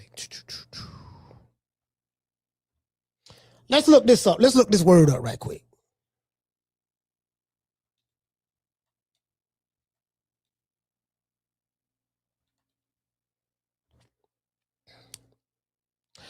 Mega means very large or huge. He said Vergil Ortiz can fight 2 or 3 different fights, mega fights. All right, let's look at that. What fight can Vergil Ortiz have outside of Jaron Boots Ennis that's a mega fight? He can fight Pandora for the title. That's a good fight. Good fight. I like it stylistically. Is it a mega fight? Hell no. Vergil Ortiz got a handful of fans, and Sebastian Pandora don't have any fans. Sebastian Pandora is only known on social media and boxing, in boxing circles. Don't nobody know this nigga. He's from Florida. He's from Palm Beach. He don't even claim Florida, so fuck him. You don't rep the set, you don't rep the state or the city, and you from this motherfucker, fuck you. Tall, lanky, giraffe-looking motherfucker. I like your sister anyways. True.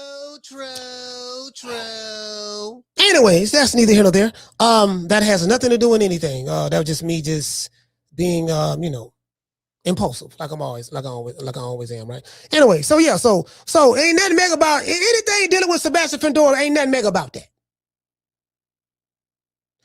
So who else you can fight? Do you want to fight Bakram? Think Bakram is the IBF champion? That's a good fight. We want to see that fight. But you use the word mega. He has 3-4 different mega fights he can make. With whom? No, you ain't talking about Errol Spence. He ain't fought in 3 years. We know why you want to fight him. You want to get that name on your resume while at the same time having an easy match. You cherry picking. But this ball been taking the easy matches. Fight another ball. Want to fight a nigga who ain't fought in 3 years. Coming off a knockout loss. Anyway, hold on, Rick. I ain't finished. I got this duck. I'm rotisserizing this duck right now. We have a rotisserie duck today. He's got options. Imagine him with Errol Spence at Dallas Cowboys Stadium. He say, see, there we go again. Imagine. Imagine. We're dealing with imaginations now. Imagine. Okay, let's do this. Let's look up the word imagination. Imagine.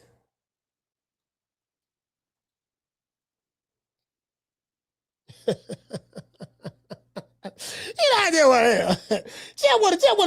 just want to see what Google say. You know what I mean? Because I got a good friend named Google, and you know, I know what I mean. I talk to him from time to time, and a lot of times, a lot of times he be right when I cite his sources. Don't everybody believe in Google? Go Google that shit. All right. Imagine. Let's imagine. All right. Imagine means form of mental image or concept. I think you're imagining things. After Ned died, these are some examples, everyone imagined that Mabel would move away. Imagine to outwit Hadrich, right? Imagine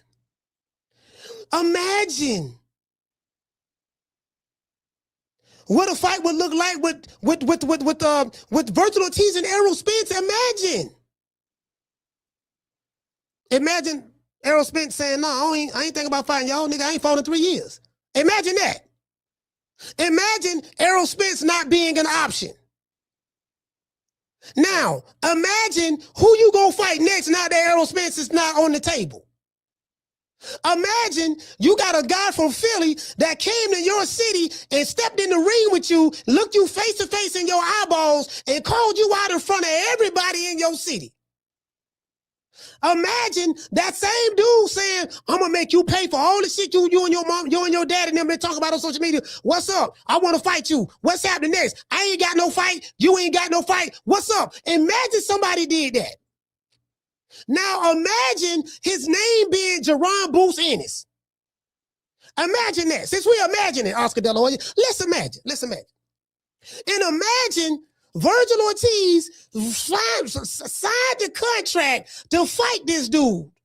Imagine that. Now, I want you to take that imagination and make it into a reality. You dig? Don't everybody believe in Google? Go Google that shit. True. Take that imagination and make it into a reality. Don't ever forget, when I found you, you was strung out on coke. When I found you, you was like a big house, contemplating about killing yourself. So don't you ever forget who brought you to Big Time Box. I drugged you back. I brought you back. I provided food and put food on your table for your family to eat. And I'm doing it for the second time. So don't you ever forget that. See, when it comes to certain, this is what killed American boxing. When it comes to certain fights, we got to imagine shit. Imagine. I didn't have to imagine with Hagler. I didn't have to imagine with Mike Tyson. I didn't have to imagine with Riddick Bowe or Evander Holyfield or Lennox Lewis. I didn't have to imagine when Oscar De La Hoya was a fighter. I didn't have to imagine with Ike Cortez or Tito Trinidad or Pernell Whitaker or Mildred Taylor or Frankie Randall or Julio Cesar Chavez or Roy Jones or Bernard Hopkins or Mike McCallum or James Toney. I didn't have to imagine. In this era, I gotta imagine. True.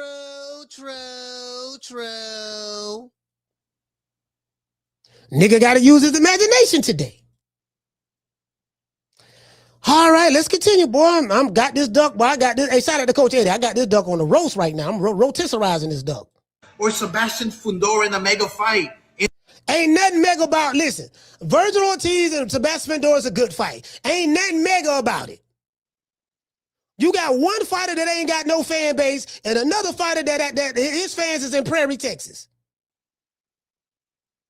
He's not even the biggest name in Texas. The biggest name in Texas from a boxing standpoint is Errol Spence.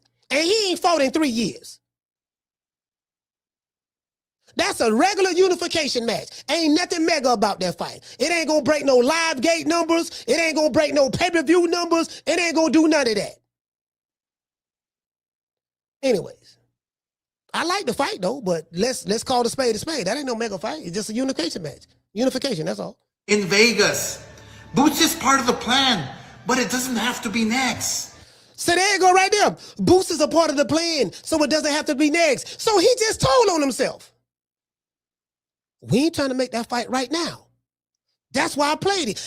The duck told on himself. We not trying to make that fight right now. He just said it. Boots is a part of the plan. It just don't have to be next. When he say it don't have to be next, that means it's not going to be next because we are doing everything in our power to make sure that that fight is not next. True, true, true.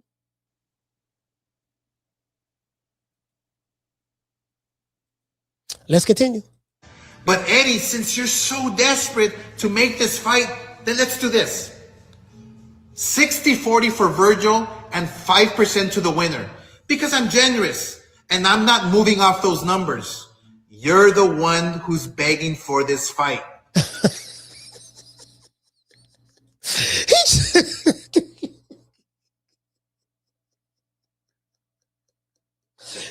You're the one that's begging for this fight, man.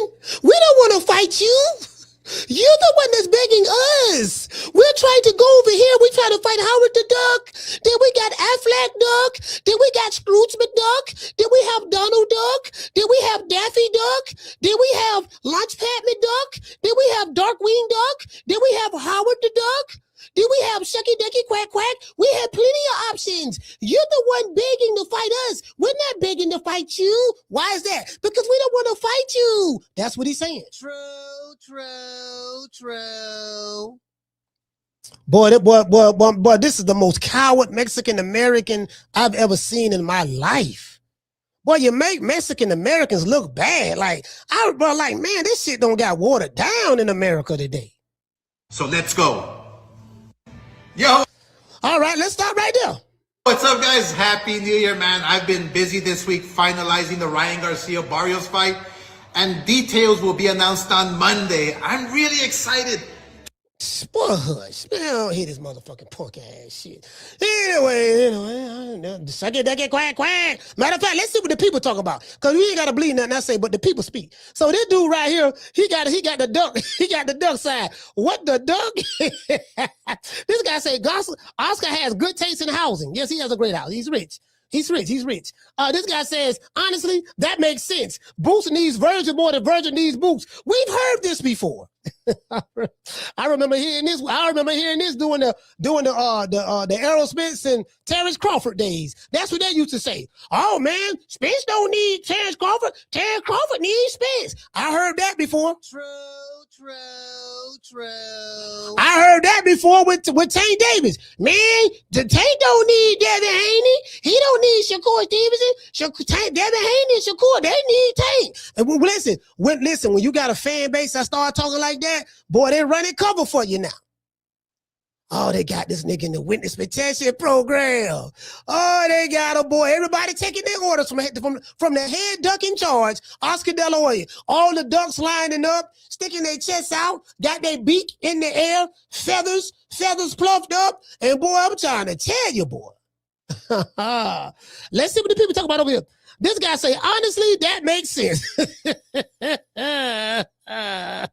Okay, this guy say, love Golden Boy Promotions. You know boxing inside and out the ring, champ. He said he loved. He said, I loves me some Golden Boy Promotions. You get what I'm saying? I loves me some thems. You know what I'm talking about? Loves you some thems, huh? But I loves me some Golden Boy. Child to the please. Let's get to the super chats. This guy say, he say, our GOAT Boots, that guy. He say, is our GOAT Boots that guy? Well, I don't know about our, because, Boots is not my GOAT. So when you say our, you got to speak for yourself. You get what I'm saying? He ain't my GOAT. You got to speak for yourself, man. You get what I'm saying? Like, ain't none of these niggas no GOAT. Like, GOAT status is established after your career is over with. You get what I'm saying? So, yeah, he ain't, no, shit. That nigga ain't none of my guy. Shit. Shout out to Chris Legg. Dropping that quarter of a dub. He say, smash the like button. Great content. This is worth the free push. Yeah. You get what I'm saying? Yeah. You know what I mean? Yeah, it is what it is. Shit, ain't neither one of these niggas my guy. Down from the bar, there's a platform stage. People pimping, sharp as razor blades. Anyway, okay. That's what Oscar said right there, right? But I showed you this earlier. I'm finna go back to this. This is gonna be quick. Then I'm dropping the phone lines. Hold on.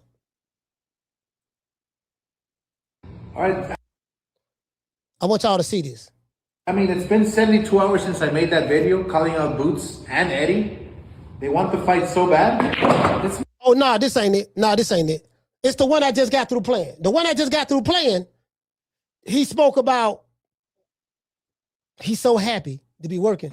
Yo, what's up, guys? Happy New Year, man. I've been busy this week finalizing the Ryan Garcia-Barrios fight, and details will be announced on Monday. I'm really excited to be working with PBC and Al Heyman.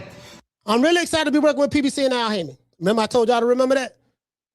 This is what he said last year, though. Rick Timms, I know you remember this. This is what he said last year. Remember I told y'all?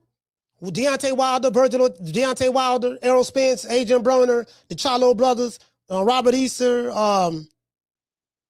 Deontay Wilder, all of them were signed to PBC, were Golden Boy fighters. Film footage out there when they fought on Golden Boy. A lot of y'all didn't know that because some of y'all just came into boxing when the PBC started 11 years ago. Or 10 and a half years ago. Or you came into boxing at the tail end of Floyd Mayweather's career, so you don't know, right? You think all these guys was always PBC fighters. No, they was Golden Boy fighters. Every last one of them. And Oscar De La Hoya, got coked out at the wheel. He had girls playing with his backside with dildos. He was wearing pantyhose and fishnets and high heels. Did you get what I'm saying? He was doing that. Representing La Raza, right? And his president, Richard Schaefer, was working with Al Heyman. And Al Heyman then was over there going to board. And they noticed that all these contracts are expiring. I'm getting money from a hedge fund called Waddell & Reed out of Kansas. And $500 million. And I'm finna start up a new company called the PBC, Premier Boxing Champions. And Keith Thurman was over there too. And all these fighters are finna take them. And I can take them because their contracts are up. So by the time Oscar De La Hoya realized what was going on, it was too late. True. Remember that story I told y'all? Here go the receipts. So 10 years ago, almost to the day, I had several traders in my office. My company, Golden Boy Promotions, built all the top PBC fighters, including Errol Spence, Deontay Wilder, the Charlo brothers, Danny Garcia, Abner Mares, Leo Santa Cruz, the list goes on. But these disloyal douches in my office waited for my fighters' contracts to expire, and they took them over to the new startup promotional company called PBC. Hundreds of millions of dollars were raised, and PBC tried to take over the entire boxing industry. Now, this is true. This is true. When the PBC got the hedge fund money from the white folks, Al Heyman, his plan was to take over boxing. People are saying Turk Al-Sheikh is trying to take over boxing, but Al Heyman tried this already. He don't have the pockets that Turk Al-Sheikh them have. I think what Turk Al-Sheikh them is doing they're doing it a little differently now. See, a lot has happened between 2023 and now. There are no networks, American networks, that are putting money up for boxing. The only streaming platform that's great at producing boxing is Netflix. They're great. And they got a partnership with Jake Paul. Netflix is great. And we saw Terence Crawford and beat Canelo on Netflix. And we saw Mike Tyson and Jake Paul. But Jake Paul pretty much opened up that lane for Netflix. Right? But the traditional networks putting money up, put money up for fights like signing promotional companies to network deals, that's over with. PBC don't have a network deal where they're receiving money. They got to get it from the muscle. Yeah, you can show your fights on my platform, but you got to put the money up to pay for everything. I'm not fronting you my money like Showtime did. Now, when you look at Golden Boy, even though they got to deal with DAZN, they must be working with chitlin money because they're doing small fights. That shit don't even look all that. Anytime you see a big fight where a fighter's getting paid some money, it's on the Turk Al-Sheikh card. Turk Al-Sheikh deal directly with the fighter. He get in contact with them. I know that for a fact. You want to know how I know that? Because I spoke to someone at Top Rank who told me exactly how everything goes on. He's an executive at Top Rank. I ain't going to mention his name. But anyways, let's continue. And yeah, Al Heyman tried to take over boxing. He did. They failed miserably. All the fighters they stole from us were on track to have Hall of Fame careers, and now look at them. They fight once every 3 years. PBC ruined their careers. It is a sinking ship over there. Karma takes a long time, but it always comes around. So, this what Oscar De La Hoya said last year, 2025. This year, I'm so happy to be working with the PBC and Al Heyman. I'm so happy to be working with him. Oh, yeah?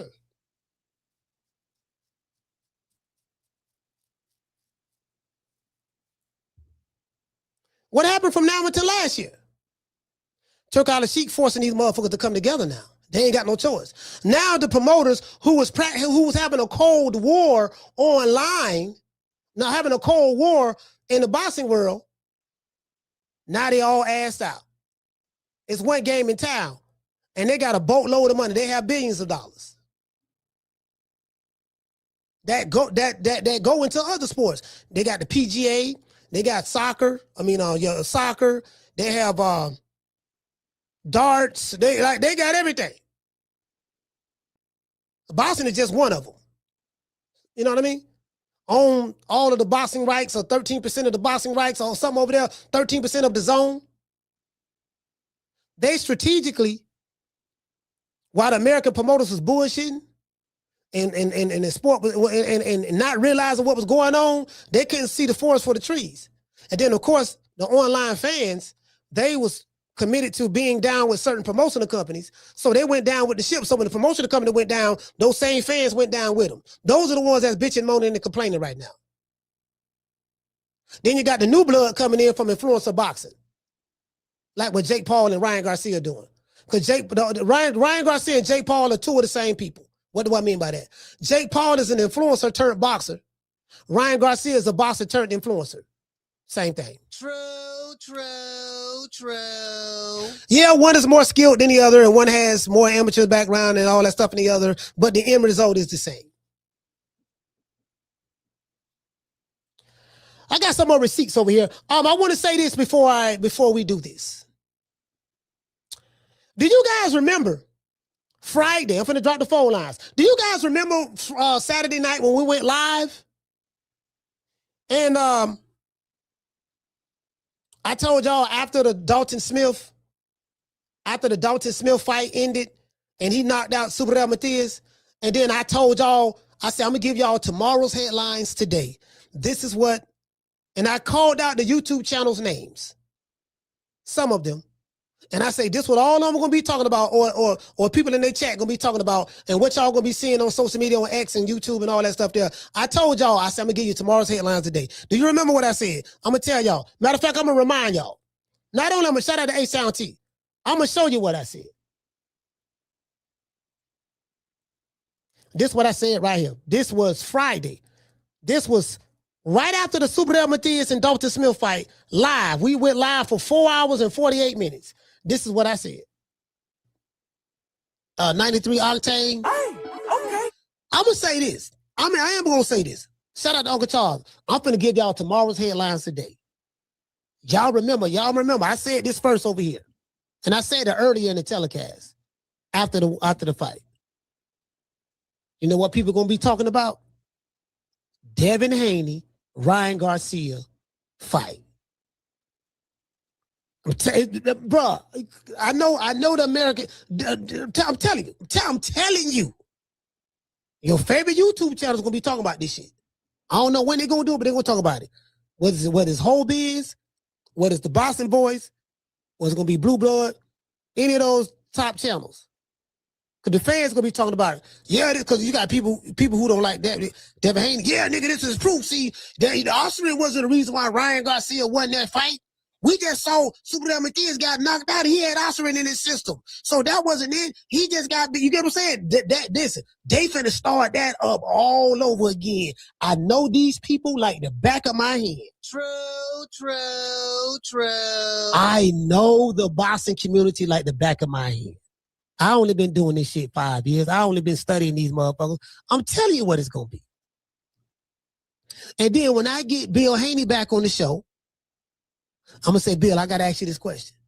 What did you think about the Super Delmathias and Dalton Smith fight?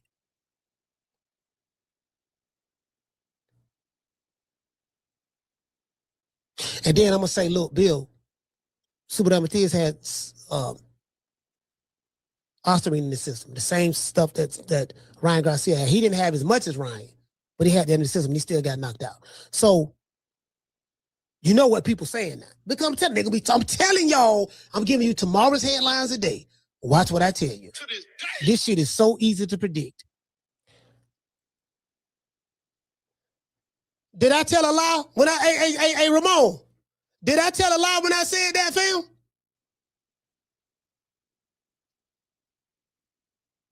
Did I tell a lie when I said that? That was Saturday night, right after the Super Delmathias fight. We went live for almost 5 hours, and I said that at the 4 minute. I said that at the 4 hour and 45 minute and 25 second mark of that video. I said, this what they gonna be saying. I studied these motherfuckers. I know these motherfuckers. I know the YouTube channels. I know the content creators. I know how they, I know. I know what they pushing. I know what they gonna say. And I say, this shit very easy to predict. Lo and behold. Woo. Now let's go over here. I was listening to the Boxing Voice this morning, and I heard a phone call, and this is what I heard. Like, people bring up so many stuff to hate on other fighters instead of just giving them props, bro. Like, this, like, Dalton Smith won, bro. I'm hearing people say, "Oh, that's how you effectively clinch." So if Dalton Smith go on there and clinch, it's all right. It's cool. Matias can go on there and cheat. You know what I'm saying? Now people are saying, "Oh, the offstring don't matter." Look what happened. Stop bringing up old shit, bro. Damn, that shit gets irritating, bro. Every time I hear people bring up the old stuff, bro. Talk about Dalton winning. Talk about him having future fights ahead. Shakur Stevenson, Dalton Smith sounds good now. Like, let's just talk about the winner instead of the other stuff. You know, I'm just tired of that shit, bro. It's just annoying, man. But yeah, shout out Dalton Smith on there and cheat. You know what I'm saying? Now people are saying, "Oh, the offstring, all right, it's cool." Matias can go on there and cheat. You know what I'm saying? Now people are saying, "Oh, the offstring don't matter." Look what happened. Stop bringing up old shit, bro. Damn, that shit gets irritating, bro. Every time I hear. Now, this is the Devin Haney fan, and he like, man, because he's tired of it. Yo, why y'all keep bringing that up and this and that and the offstring and that? You know, the offstring ain't had nothing to do with it. Ryan Garcia just beat your ass. I told y'all that what was going to be said. Oh, I got some more receipts. I knew they were going to talk about it on the Boxing Boy. I said, the way them niggas be crying, they be crying over there. True. Here goes punch drunk. Lord have mercy. I called this shit here, boy. This shit is too easy. Here go punch drunk right here. This is called receipts. Holy moly guacamole. What does this mean? Huh? Subriel Matias got knocked out in the 5th round by Dalton Smith. What does that mean? Ryan Garcia is vindicated.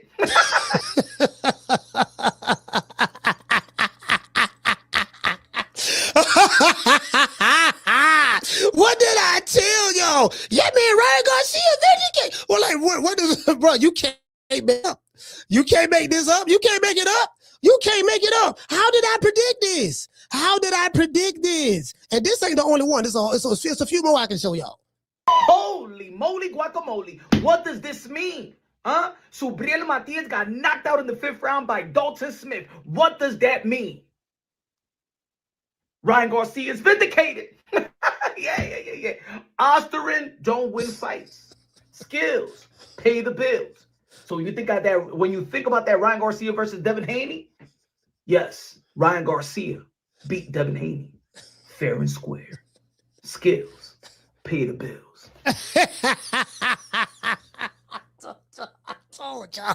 I told y'all. What did I say, man? How did I know this ahead of time? Y'all got to start calling me Nostradamus. I'm able to sit back and, okay, listen. Namringe Domki. My name is Coach Malachi. I can predict the future.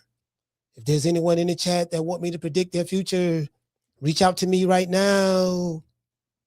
I charge $10 Cash App or $15 Super Chat.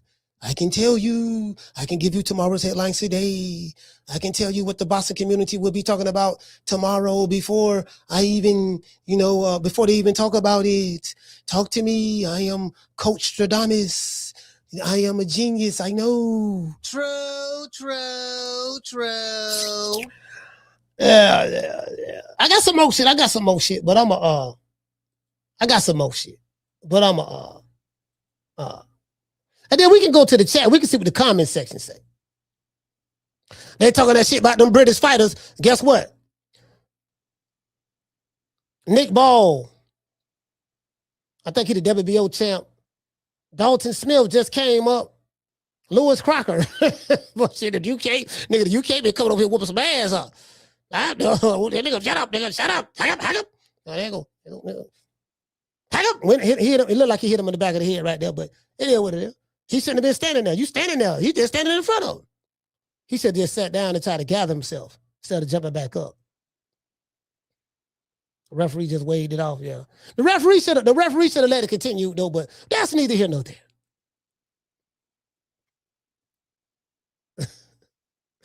Yo, Topper. Hey, that's how. Hey, goddamn motherfucking white boy right there. Nigga, great break, bitch. This for the queen, bitch. This for the queen. This for the queen, goddamn it. Shit, I'm trying to tell you, goddamn. Goddamn, I'm trying. Well, he did that one for the queen right there. I don't know what this nigga here gonna do. This, bro, I'm so disgusted with him. Yeah, that one never for the queen now, bro. You wanna talk some shit? Call me. Start some shit, bitch. Sup, fool? You gonna talk shit about me, homie? Where you from? Hundreds of niggas is waiting for your motherfucking call, and they all talking shit about you right now. Call the coach at 530-494-9636. We waiting on your bitch ass. Yeah, man, I'm talking about, boy, these crying now. These niggas is crying. I said, I know these crying motherfuckers. I know what they gonna say before they even say it, fam. Know what they gonna say before they even say it. It's so predictable. They be crying, dog. They be crying. Just old crying ass. Now, I know, don't nobody cry like the Boston boys. Them niggas cry. Them niggas cry about everything, dog. Everything. I said, they ain't getting no pussy. I know these niggas ain't getting no pussy. Ain't no way. I can't find a woman on the planet that could be fucking with them niggas over there. Just crying and crying. I told this, man, you got to crying this. Them niggas be crying just so much about everything. Don't want to see no fights. Putting fighters in the witness protection program. Crying about this. Crying about that. Like just crying. Carla, what's your name? Where you calling from? Hey, what's happening, Coach? It's Freddie. You talking? What's up with you? What's up going on, baby? What's happening with you? I'm chilling, man. I'm chilling. Just chilling, man. Hey, but look though, like the Ortiz and Boots situation. Yeah, man. Ortiz camp not looking too good, man. And then you got De La Hoya doing all that capping. He's talking about 60-40. What? Who does that? You know what I mean? Like, damn. He must think Boots is a sucker or something. Think he's gonna go for anything. You feel me? Then I'm just saying though, man, that don't look good on Ortiz camp. It really don't. Look like he's straight running. And like you said, he wasn't running for Ruben and the other fighters. Now he wanna demand all type of shit though. He'll get his ass beat on that night. And then I want to talk about the situation with Spence. I mean, how can everybody hate on Spence, man? He only lost to the baddest motherfucker up his era. That's what first he lost to. You know what I mean? And people doing all that cat, still talking all that shit about Spence, man. That's crazy. You know what I mean? Spence deserves way more respect than that, though, Coach. That's all I gotta say today, though, man. Man, stay smooth, baby. All right, shout out to Freddie. Oak Town.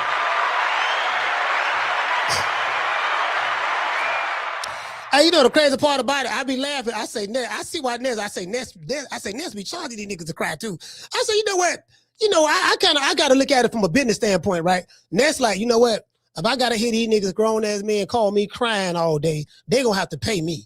So, you know, it makes sense. Ness told me to charge. He said, you need to be charged and let motherfuckers call your show, man. Cause they be, you know, like, man, you know, like time is money, man. You gotta charge them. Like Ness told me, he told me to charge. Like, I'm dead ass serious. Dead ass. He told me that like 3-4 times. Caller, what's your name? Where you calling from? Raymond from Illinois, coach. Raymond from Illinois, talk to me. Yeah, man, I'm about fed up with this shit, coach. Like, for real, this shit just retarded. This shit get dumber and dumber every goddamn day we watch these niggas. Like, this shit ain't making, well, I could understand what makes sense with the 60-40 shit of didn't nobody want to see the fight. Nigga, everybody want to see the fight. And your nigga is not even a draw. And you niggas was, like I say, you niggas was just complaining and talk about how Turkey ruined in boxing and this and that. When this nigga brought us the best fight, we was entertained by that shit. We not entertained by paying those $70 to watch no fucking Matias versus Dalton Smith. And these garbage ass fights that they trying to put out. Like, man, the shit not making sense to me. Like, how can you get in the ring and say all this shit? Niggas talk all this shit. And then you turn around and say, "Oh, he did the same shit with Shakur, with Cepeda, yeah, with Cepeda, yeah. Yeah, with Cepeda talking about they don't got to fight. Like, bro, just get out the sport then.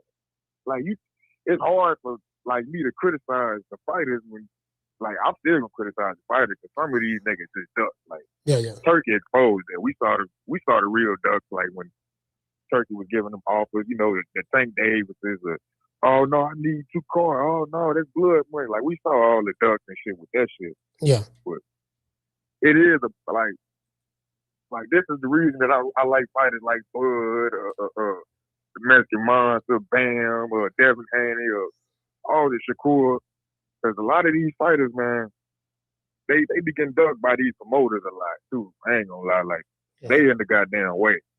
If we can get these promoters out the way, all the excuses will be gone because some of these fighters rely on their promoter as the excuse. Oh, man, he ain't, you feel me? It ain't my fault. You know, I'm just a fighter. I want to fight anybody. Man, that's bullshit, man. Yeah. And we can't really tell if the niggas telling the truth because of niggas like this. You feel me? Like, this shit's stupid, man. The fact that both of them niggas was complaining and he calling Eddie Hearn desperate and like Eddie Hearn said, yeah, I'm desperate. Goddamn it, his own desperate. Everybody that want to see the fight is desperate to see the fight. Yeah, hey, you know the crazy part about it, Raymond? I don't mean to interrupt you when you said the desperate part. He talking like, oh, they're desperate to make the fight. And I'm like, dude, it's like he trying to clown Eddie Hearn for making a big fight with the fighter who you say is King Kong and Godzilla. How you gonna try to clown a dude for literally doing what the fans want him to do, and that's make a big fight with Vergil Ortiz and Boots, 2 guys who considered the best in the division? It's like you trying to clown Eddie Hearn for, I'm clowning you because you trying to make a big fight. You know damn well we want to fight easy matches. I told you, like, come on, fam. Yeah, and that ain't his first time, coach. Remember, he did that to Eddie. Remember Eddie Hearn was putting all his fighters out there into the fire, and they was getting their ass whooped. He was clowning Eddie about that, talking about you a bad promoter. What the fuck you mean a bad promoter? Because he putting his fighters in real fights, like, bro, that's his job. Yeah. And the my last point to that last caller, ain't nobody hating no Spence, bro. Ain't nobody hating no Spence. The clear point is this nigga been out for about down there 3 years, and y'all want to fight a nigga who been out for 3 years. He then got his eyeball knocked the fuck out the last fight. The nigga, man, I'm done, coach. That's my call. All right, salute, fam. Yeah, man. Yeah, we want to. Hold on, let's see. Hold on, we're gonna fight. Ooh, I don't know shit. Let's see. Hold on, wait a minute now. Wait a minute. Like, bro, you can't make this shit up. You can't make this. Like, I gotta stand. Like, I'm standing no business with this shit. I gotta come. You get what I'm saying? Cause I'm telling y'all what these motherfuckers doing, dog. They're using duck language. They, you know, like this is what ruined American boxing right now. Oscar De La Hoya is the problem. Al Heyman is the problem. The old way of doing things. The old guard, Carla, hold on. They're the problem. So now there's a new option that came in town. And all the people who complaining about the new option, the new game in town, are everybody who's emotionally attached to the old guard. If you ain't now, Eddie Hearn ain't complaining. Hell, I got a video where he praising the fact that what Zuffa Boxing is here is making me want to step my game up. Because a real player don't mind competition. When you a true player and you putting your game down and you know your chalk game strong, chalk, old school, meaning your mat game, your talk game. When you know your chalk game strong, you don't worry about it when there's other players that come in your vicinity. You don't sit back and say, oh my God, Zuffa Boxing is here. They're bad for the fighters. Fighters are not going to get paid. You act like motherfuckers breaking the bank over there at Golden Boy. You ain't paying niggas over there. You ain't got to hate on another player because you so confident in your game that you ain't never got to hate on another player. Nigga, I don't give a damn who come to the city to put their game down. Nigga, my game's so strong, it don't matter. I welcome the competition because I'm just that good at what I do. Oscar ain't talking like that. He talking like a coward. He talking like a chump Andy Gump, a coward. Anyways, I'll call it. What's your name? Where you calling from? What's up, Coach? This is Mitchell from Chicago. Mitchell, talk to me. Yeah, I agree with you. Like, over the past decade, maybe more than a decade, like the whole field for boxing, it just feels different. I remember before, like after a fight, you'll be ready to see the post interviews. Like, I don't know, boxing has just totally changed. Like, the field's not even the same no more. Like, fighters crash in press conferences, and it seems like everything now is, like you just said, a build up. Do you think boxing will ever get back to some sort of its essence, or is that way of boxing is totally over with? No, I think it's going to get back to it. It's just resetting. The market is resetting right now. The old guards got to go. So the old guards are going to get starved out because this is what's going on. Turki Al-Sheikh owns 13. Well, the Saudis own 13% of the zone, and I think that percentage covers all of the boxing, right? So the guy who got all of the money is the Saudis, and Zuffa Boxing, which is a new company that's not affiliated with any of the sanctioning bodies, which is the conventional way. They came in, and the same company that used to finance the PBC, Paramount, they had a company that's still with them right now called Showtime. Showtime was giving PBC a budget. That same company folded Showtime Boxing, the boxing division, which started PBC out, and now they're on their own, and they have to lease their fighters out to fight on different people's cards, and people do the same thing with them, right? And Paramount has given Zuffa Boxing billions of dollars a deal for their content. So they withdraw the money from the American promoters, and they went to another American promoter, Zuffa Boxing, with Dana, right? So that's a whole nother option, and that Zuffa is going to be dealing with primarily blue collar fighters and up and coming fighters. And so what's going to happen? All of these top fighters who think they big hot, biggest hot shit, who think they supposed to get all this money, you know what I mean? Well, Turki Al-Sheikh is giving them a false sense of security. The money, the big money they want is going to come from there. So Golden Boy can't put up no big money for no fights. Matchroom, they really can't do it neither. Even though both of them got to deal with the zone, but they have to work within the time. They have to work within the ramifications of that. So the issue that's going on with Golden Boy now in Matchroom, Golden Boy and Matchroom are the ones who putting this fight on together, minus Turki Al-Sheikh. So that's where the problem lies. I think we all should give the Zuffa, however you pronounce. I think everyone should give them the benefit of the doubt because, I mean, what worse can they do? I hear people concerns about the Muhammad Ali Act, but I mean, if everything was going in a trajectory which it should have been, I mean, they would have never been able to put themselves in this position, So I hope it does turn out to be something good and add on to the boxing scene. So appreciate you taking my call, Coach. All right, salute, fam.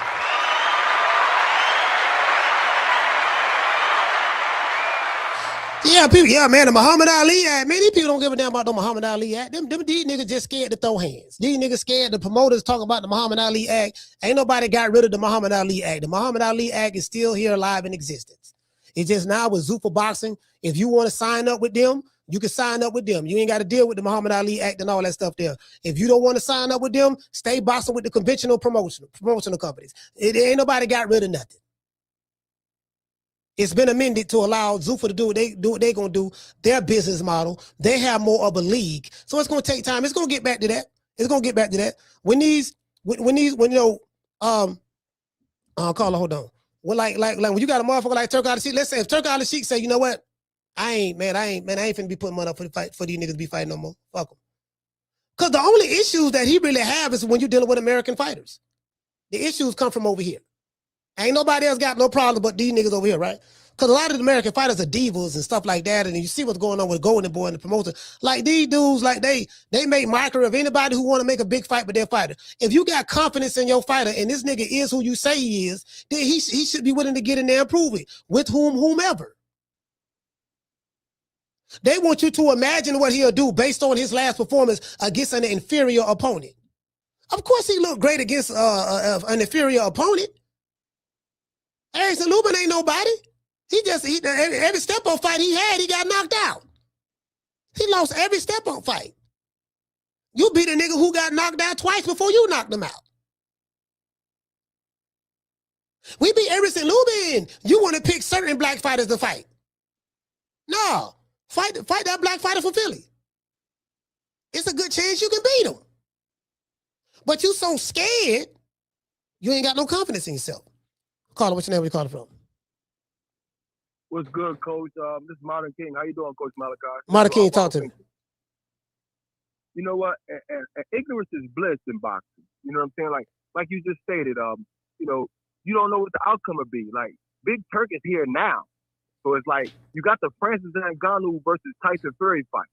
We didn't know the outcome of that fight, but we saw what Francis Ngannou could do because he was already a professional elite combat person. So Ortiz fighting Jaron Ennis, to me, is like fucking milk and cookies. You see what I'm saying? Like that's like butter on fucking bread. Like you don't know what the fuck's gonna happen.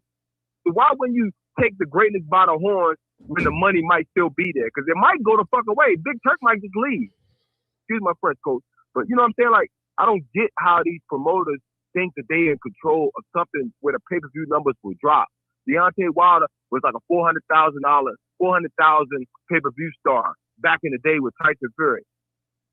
Tank was a $200,000 fans pay-per-view star back when he was like kind of popping a little bit at the Barclays. But like nobody's like the Ryan versus Tank, that was an anomaly. That was something that just happened because we was thirsty, COVID or whatever was going on at the time. We was thirsty. Thinking that there was 4 kings and Ryan was one of them, but he quit.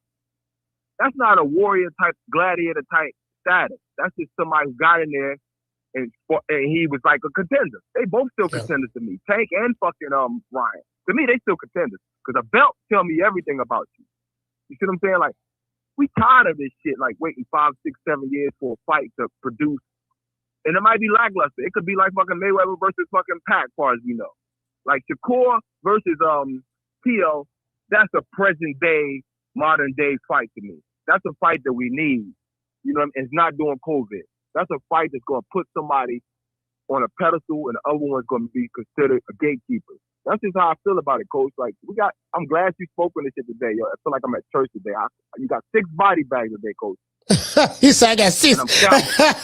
I gotta go. I got 6. 2 boxing bags, got 6 body bags a day. You know? I just want to call in and let you know that, man. I don't like to call in, but you speaking the truth today, man. One. Shout out to Big Ron, man. I mean, Marty King, salute, fam.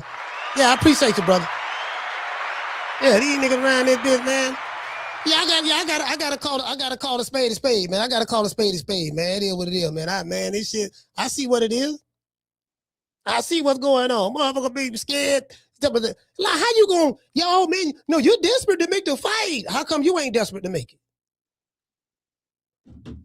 That's the question. I'll call her, hold on. That's the $1 million question. So one guy desperate to make a fight. The other guy, we have options. We don't have to fight you. We can fight him and him. Yeah, we got options. Okay, listen, why I want to be your option? Why I can't be your option?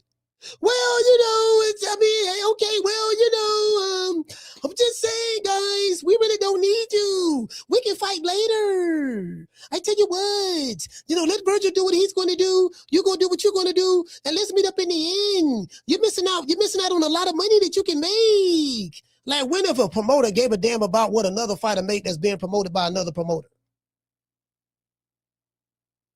If Boots Ennis ain't getting paid the most money that he should get paid, and by that happening, that would mean your fighter, Vergil Ortiz, will make more money. Shouldn't you want to exploit that and take advantage of that?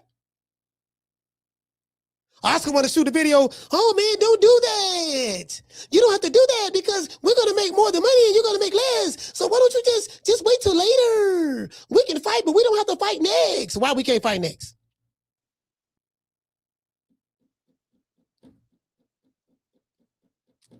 Spence ain't coming out of retirement to fight you. Y'all keep name dropping Spence.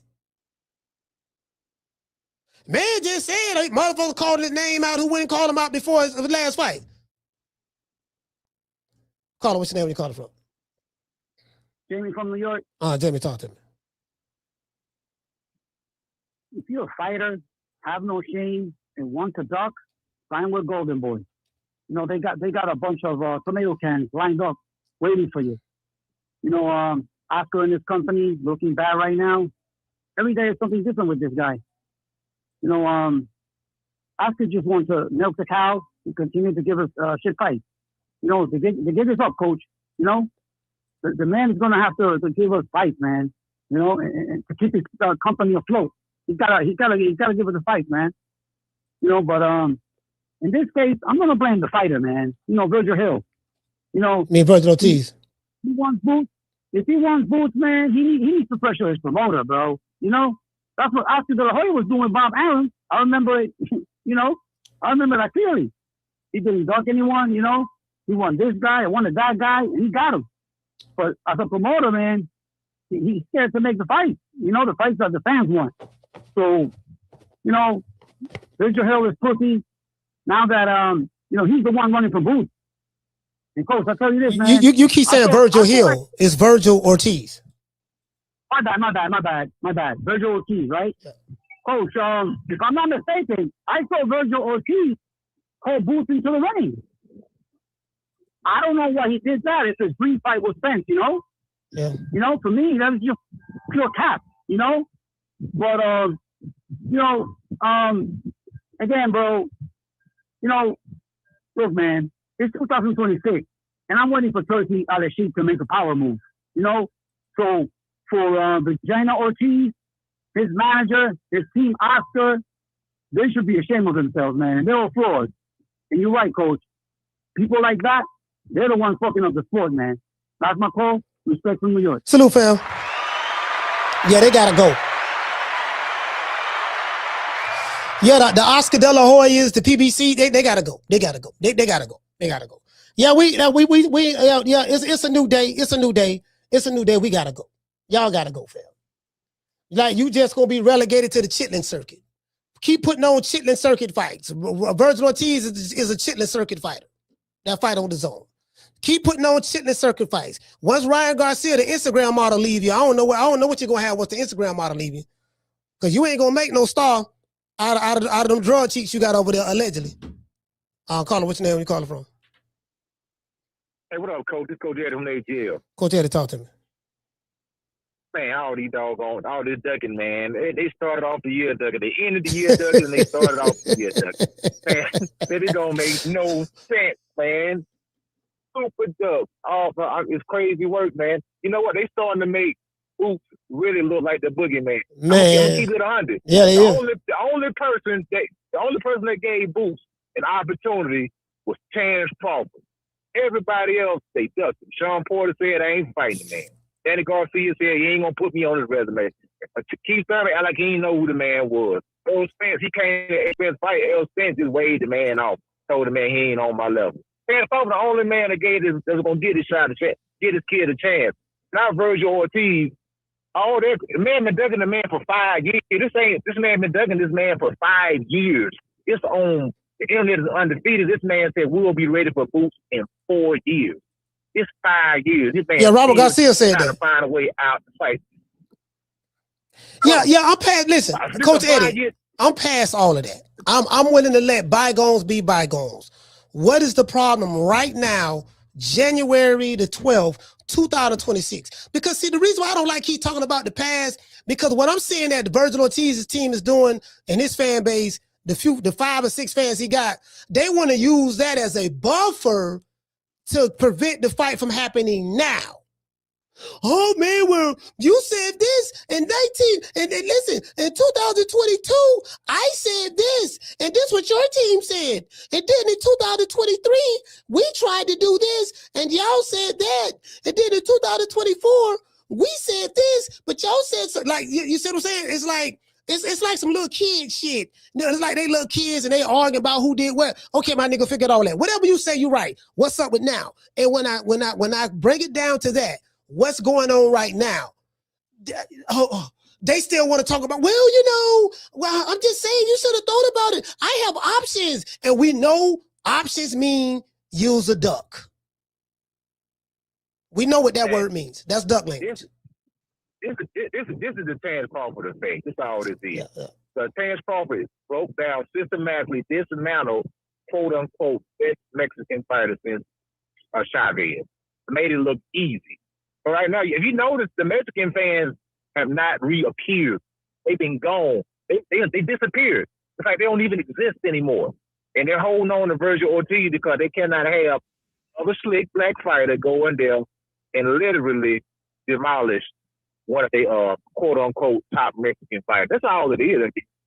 And it is what blame Terence Crawford, man. Terence Crawford the reason why Boots can't get the fight, man. You know the crazy part about it?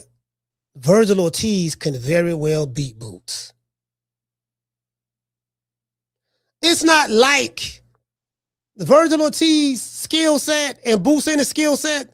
Boots is a little bit more, from the eye test. Because I've never seen Boots fight an elite fighter. And I haven't seen Vergil Ortiz fight an elite fighter neither. So Vergil Ortiz has a better resume than Boots Ennis. That's true. But what the fuck does that mean? Resumes don't win fights. Yep. I ain't never seen a fighter lose or win a fight based on a resume. Styles make fights. Who can make the proper adjustments, land the right shot, and have the better game plan in a fight is what determines the fight. Styles make fights. Stylistically, this is a great matchup. Vergil is a flat-footed, come-forward fighter. And Jaron Boots Ennis likes to hold the center line. He likes to step, come forward as well. He can fight on the front foot, back foot. He work angles, whatever. And stylistically, Jaron Boots Ennis gets hit. He can get hit. So stylistically, Vergil Ortiz has a good chance of winning and vice versa. But because the fight is so stylistically close, one side is afraid to take that risk. That's what made Sugar Ray Leonard. That's what made Hagler and Duran and Hearns and Salvador and Julio and Tito and Pernell so great. What made them great, it was that they challenged themselves and in the toughest times throughout their career, and legends are made inside of the ring. You can't make a legend on social media. You can't make a legend based on fighting Pork Chop Willie and Hoghead Cheese. You can't make a legend based on PR from your promotional company, your manager, and paid YouTube shields, YouTube channels. Your legends are made based on who you fight and when you fight them inside the ring. It's always been like that. Go ahead, Coach. I'll let you wrap it up. Hey, what you just said right there, that's a mic drop. I agree with everything you just said. The man got to be willing to challenge himself. But for some reason, it's something about Boots Ennis that they don't like that matchup. Even though, like you said, Vergil can win the fight, but it ain't going to be easy. It ain't going to be like Erickson Lubin. It ain't going to be like Frederick Lawson, the dude that had a brain aneurysm. It ain't going to be Maurice Hooker. You're going to have your best night in your A game in order to beat this. And I think that's what they're scared of. That's why they want to go fight all them other fighters to make sure they get all the money that they can. Because Boots could go in there and do Vergil, maybe like Lima. And then what they going to say? Oh, he went and knocked Vergil Ortiz out the first and second round? That's going to be bad. But hey, that's my call, Coach. All right, salute, fam. Yeah. Yeah, these dudes ain't that. These dudes ain't that. These dudes ain't that, bro. This is the closest to 50-50 fight you're gonna get. How the fighter playing out, I don't know. You get what I'm saying? As I said before, I don't have a dog in the race. I'm not emotionally attached to Boots, and I'm not emotionally attached to Vergil Ortiz. I'm just not. You get what I'm saying? I've come to the conclusion that I have seen the best years of boxing that I'm going to see. The era that I came up with watching, that's the best era of boxing that I've seen. This era right here, that era is gone. So I'm not emotionally attached to any of these fighters. You know, I don't have to cap for them, none of that. I don't give a fuck about none of these motherfuckers. I don't. You get what I'm saying? I acknowledge the fighters that I see. That's why I have such a great deal of respect for Alexander Usyk. If I was to pick out one fighter, Alexander Usyk is the guy for me. And I'm gonna tell you why. Alexander Usyk got it the hard way. What do I mean by that? All his belts he won in another man's country. He's from the Ukraine, bro. He don't get the benefit of fighting in his own backyard in order to get the benefit of the doubt from judges, in order to get the benefit of the doubt from fans or the benefit of the doubt from other promotional companies. No, he goes to other people's countries and beat champions in their backyard. He will go to Russia and beat Gassov or whatever, right? And the cruiserweight division become they had the Super 6 tournament. They had the Super 6 tournament in the cruiserweight division. He came out of that smelling like roses, beat all the champions. Beat Tony Bellew in the UK. Whatever, right? He got to travel. Came to America, fought Chaz Witherspoon, fought doggone Michael Hunter. Go to Germany. Go to the UK. Saudi Arabia, where everybody fighting at. Go to Russia. This motherfucker he ain't got the benefit of that. I ain't never heard Usyk say nothing about 60, 40, 70, 30. Take whatever we give you. I ain't never heard Usyk say nothing about you on the wrong side of the street. I ain't never heard no Alexander Usyk fans, was they Ukrainian, say the thing about, oh man, I'll fight on the star and you know, you got to fight this dude, that dude, this dude. I ain't never hear nobody say that when it comes to them. They only do that shit over here in America. True. They only do that over here in America. Outside of America, this don't go on. But in America, oh man, niggas high and ducking, cherry picking, fans capping for them. Niggas crying, whining. Shout out to 20 Clemos. Been a member for 27 months. He say for what I've been reading, The Zone, tired of Oscar De La Hoya shit. Yeah, Oscar might be on that coke again. He might be on that good coke, man. Let's give everybody a round of applause.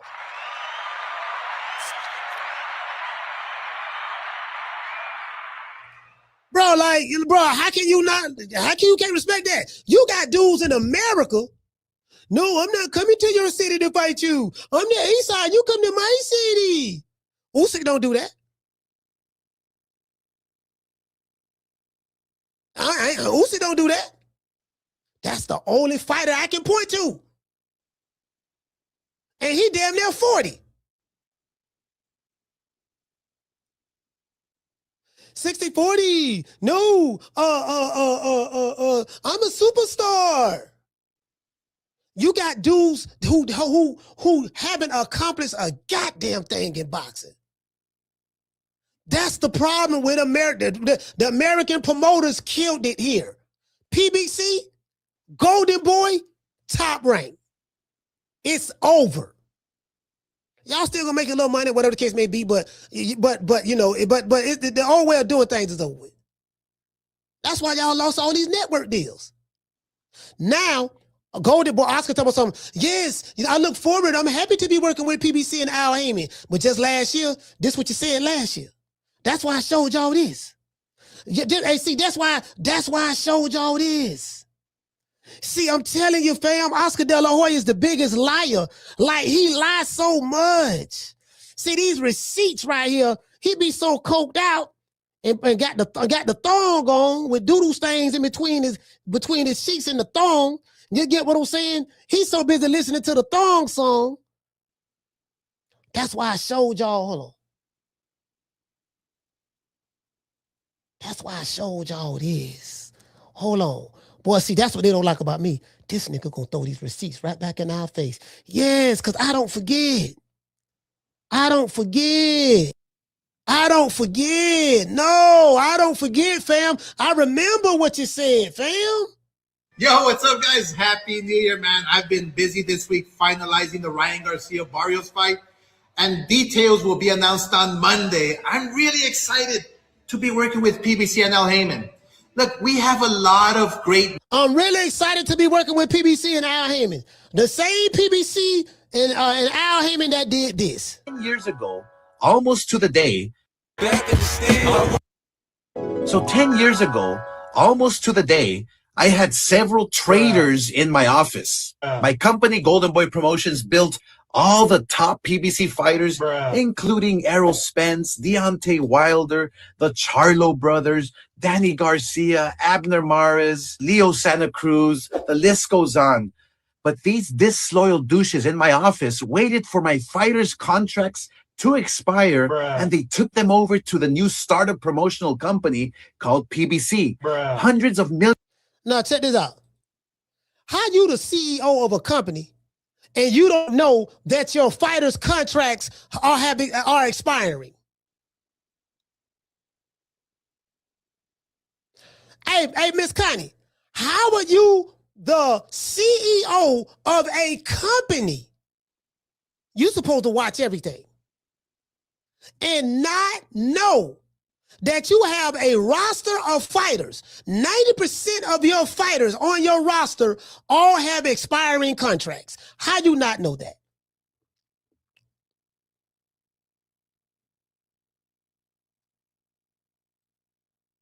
Millions of dollars were raised, and PBC tried to take over the entire boxing industry, and they failed miserably. All the fighters they stole from us. Remember, I told y'all, I said when I came on the scene, all the content creators was pro PBC. They controlled the boxing media and everything, the PBC, the reporters, all that. It was pro PBC. The dudes who was threatening me, I was having digital shootouts with, were pro PBC boxing fans and pro PBC content creators. Boxing Boys, pro PBC. Shout out to Ness. LDBC, pro PBC. Blue Bloods are part of LDBC, pro PBC. Boxing Shigo, pro PBC. Fagnon, pro PBC.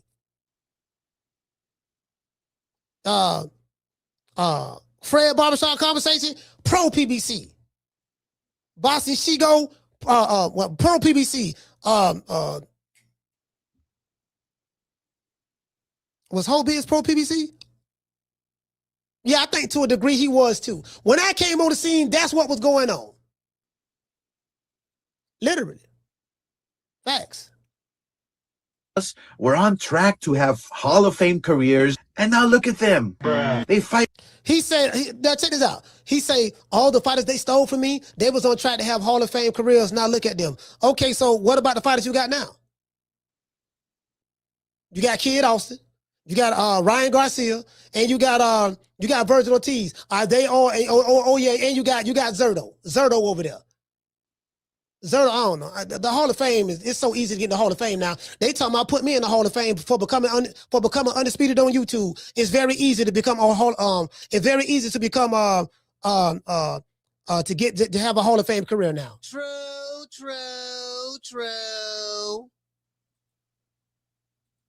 Yeah, I'm telling the truth, bro. That's what was here, bro. It was pro PBC. If you wasn't down with the PBC, but you was getting attacked. Shout out to the real McCoy. Hey, okay. Dropping that quarter of a dub. We say digital shootouts, coach. That's what was here. They didn't think that I would still be here. I'm still standing. I'm still here. They didn't think I was gonna still be here. You know what I mean? I was bodying these niggas. I bodied every last one of them. It was just me by myself, just little old me. I had a shovel and I had a ditch. A shovel and I was digging ditches.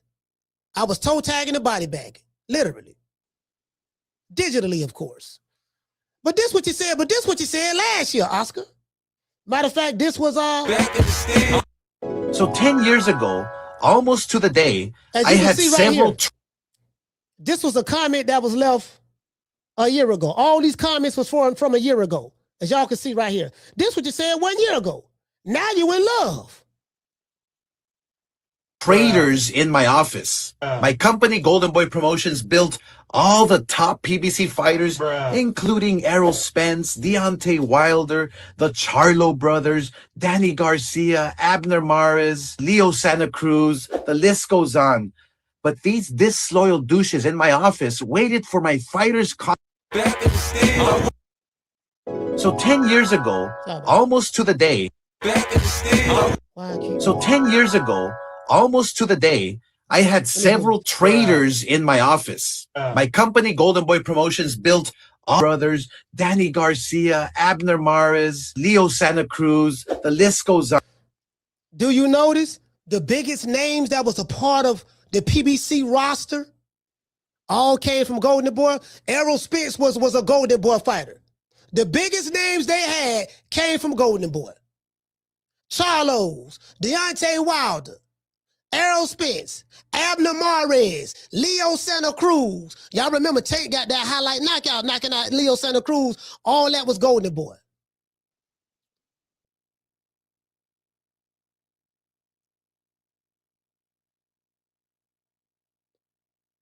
Damien say Fred Barbershop Conversation was pro PBC, but had just switched up. He switched up because they took his press credentials. That's why he switched up. Fred Barbershop Conversation switched up because the black man, Al Heyman, took his black ass press credentials. And the nigga couldn't handle it. And he's still mad right now to this day. He fell off right after that. That's what that was about. So. Done. But these disloyal douches in my office waited for my fighters' contracts to expire, and they took them over to the new startup promotional company called PBC. So let's stop right there. If your fighters' contracts expired, that means they fulfilled their contract. And that means they became free agents. And if your fighters freely went over to the new startup company, they had a right to do that. What, was your fighters really stolen from you? Because if the contracts expired, then that means services have been rendered. Now, if he took the fighters while they were under contract with you, then you can say you stole my fighters. But no, if they were free agents, he didn't steal the fighters. Once you become a free agent, you're free to go wherever you want to go. Am I correct? You just said when the fighters' contracts expired, they stole my fighters. Well, sir, if the fighters' contract expired, they are no longer your fighters anymore. They are free agents. You dig? True. Hey, man, we just got to call a spade a spade. Them niggas over there going to butt ducking. That's the conclusion. Vergil Ortiz, the son, and the pappy, they scared. Rick Mirigian, Eric Gomez, Oscar De La Coca, they scared. They shaking like booty meat. Understandably so. They ain't got faith in that boy. These few Mexican American fighters that's over in America, but y'all weak as hospital cotton. Outside of Vergil, outside of Boots, outside of David Benavidez and Bam. That and maybe I'm not sure yet. Maybe the Vargas brother. I'm watching them very closely. Maybe them, but that shit shaking like booty meat. True.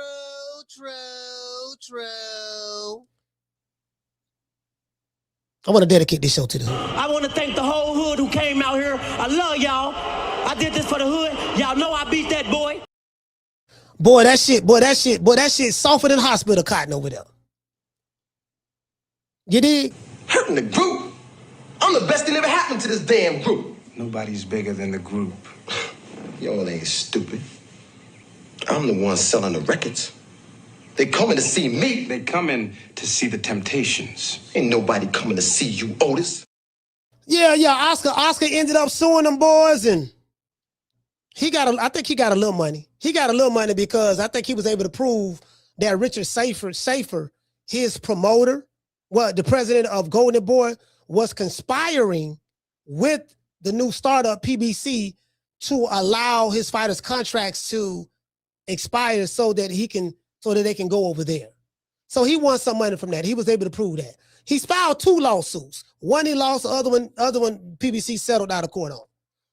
Bob Arum sued PBC too. I think they settled out of court with them as well. Because they were trying to say Al was trying to monopolize. He was coming with a monopoly, and he ended up paying fighters more money than they was getting paid. So that's what that was all about. Al Haymon kind of messed the market up when he did that. Now Turk Al-Sheikh came in the game, and he's paying them more money than what Al Haymon was paying them from the hedge fund money. But he got deeper pockets. So that's what was going on. That's what was going on. You dig? We the Charlo twins. We known for calling everybody out. Please call these people out. Listen, the whole world's looking at you. Call these people out, What's please. up? It's the Jamal the Hitman Charlo. Let's get it. Who want it? Name them names, man. They know who they is. Name the names, please. The names need to be named. They know who they is. The Mexican monster. Mexican monster. Bello. It went from that to, yeah, man, I'm happy to be working with the PBC and Al Haymon. You mean the same PBC and Al Haymon who stole your fighters that you sued? Why do you want to work with him now? Have you forgiven him for stealing your fighters? That's a good question. That's a good question. Anyways, to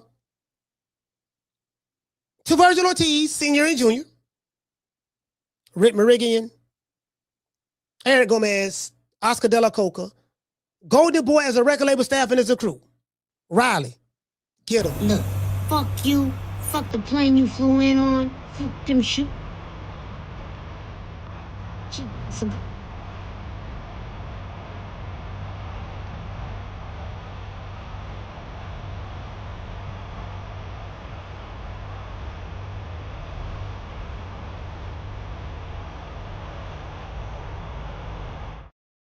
These American ducks that they call that call themselves boxers, these American ducks, like, bro, y'all ain't got no shame, bro. We got the warrior spirit. No, you don't. Yes, this shit watered down. This shit like milk toast. This shit like milk toast. I would never disrespect. I can't. Yeah, you know what? I ain't even worried about it. That's between y'all. Y'all can handle that. But this shit like milk toast. We don't need you over here, fam. Far as I'm concerned, this shit can't fold fast enough. Hit the reset button, get it on out of here. And shout out to the Tenderonis, the PYTs, the Honey Dips, and the Snow Bunnies. See your eyes shine, she's my snow bunny, please. In the winter lights, so she's my sweet dust of cream. Talk to my nose, this lover's got is so raw. Make you move, stepping out, from out of control. It's me against the light, snow bunny. Moving on the bar, everything's so right. Got that smooth, so feel. No, that's next to the law. With my snow bunny love, been party by the night. See your eyes shine, she's my snow bunny, please. In the winter light, so she's my sweet dust of cream. Talk to my nose, this lover's got it so raw. Make you move, stepping out, from out of control. It's me against the light, snow bunny. Moving on the bar, everything's so right. Got that smooth, so feel. No, that's next to the law. With my snow bunny love, been party by the night. See your eyes shine, she's my snow bunny, please. In the winter light, so she's my sweet dust of cream. Talk to my nose, this lover's got it so raw. Make you move, stepping out, from out of control. It's me against the light, snow bunny. Moving on the bar, everything's so right. Got that smooth, so feel. No, that's next to the law. With my snow bunny love, been party by the night. Yeah, man, I'm just more disappointed than anything. Because, you know, I was a fan of Vergil Ortiz. Like, I really liked the kid. I thought, you know what I mean? I thought he really wanted to smoke. Man, this man a coward just like the rest of these motherfuckers. I don't want to hear that Mexican warrior shit no more. You ain't Mexican, you American. You don't even speak Spanish. You's a watered down Mexican. You get what I'm saying? Like that shit right there, man. Your daddy a coward, your son a coward, the manager and the record label, the promoter and the president a coward. Y'all just a bunch of cowards. I'm still in any motherfucking pay-per-view that I don't deem unworthy. Telling that shit right now. We cover the fight this weekend. I ain't pay for that shit. I ain't paying for none of them motherfuckers. Now I got the zone. I paid the zone. I paid the subscription on the zone. So I'm good on that. It's the principle. You're not going to give me non-pay-per-view fights and put them on pay-per-view. It ain't going to happen. Just telling you right now. You can't fake this shit, dog. You can use smoke and mirrors for so long. But when the smoke clears and the mirrors are broken, you got to be face-to-face with reality, with the reality of the situation. You want to be compared to the greats, but you don't want to do what the greats did in order to become great. That's the problem. You can fool these new booty fans that don't know no better, who came from influencer boxing, and now they over here and they think they know how boxing works. You can fool them because they don't know. But I know. You become a legend and you become great based on who you fight and when you fought them. And what the outcome is. Even if you lose, did you put up a valiant performance? Now, if a dude just run through you, then that's something different. You get what I'm saying? That's how it's always worked. That's what get people talking about you. People talking about Dalton Smith because he came to America and beat Super Del Matias, a Puerto Rican, in front of the handful of Puerto Rican fans that was right there in New York in the audience in the arena. No one expected him to do that. What made it so magnificent was he beat Super Del Matias fighting Super Del Matias' style. Yeah, Dalton Smith was tying him up a little bit. He tied him up a little bit sometimes, you know what I mean? He did that. But the clinching is a part of boxing. Boxed his head off first 2-3 rounds. I really didn't have him losing a round, really. I think he might have lost one, if that. And then he got the knockout. He stopped him, dropped him. So now people are talking about, God damn, who that is, Dalton Smith? Because they thought so highly of Super Del Matias, and this guy came out of nowhere and knocked him out. So now people looking at him. That's how it works. That's how it works, fam. Just like that. Oh, man, a new way can't beat no goddamn Cool Boy Steph. Cool Boy Steph gonna beat his ass. Oh, man, we don't like the way he's stacking his gloves in the back. Cool Boy Steph trainer told him you can't wrap your gloves like that and made him re-wrap them. Cool Boy Steph, a slick black fighter, boy, he finna take it to him and show him his levels to this. A new way knocked him out. True. Now, if it don't make Cool Boy Steph look bad, you got knocked out by a monster. And you fought, you tried to fight. But you got knocked out by the monster. Made him re-wrap his hand, so that ain't no excuse. And he still knock you out. So, you know, and you ain't gonna knock everybody out, but that just, you know what I mean? It is what it is. So just gotta throw that out there. But that's how this works, fam. That's how this works. You get what I'm saying? I'm gonna give everybody a shout out right after these messages. You dig?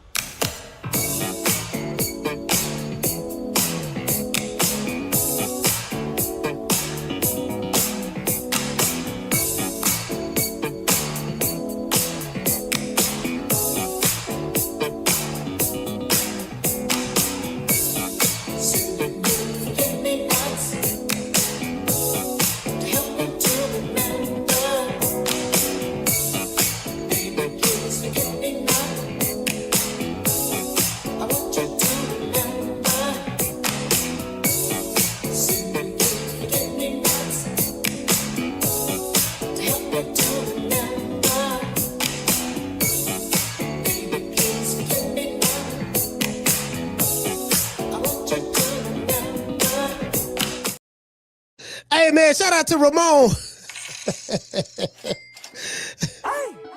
for dropping that. Bam, dub on your boy. Cash out.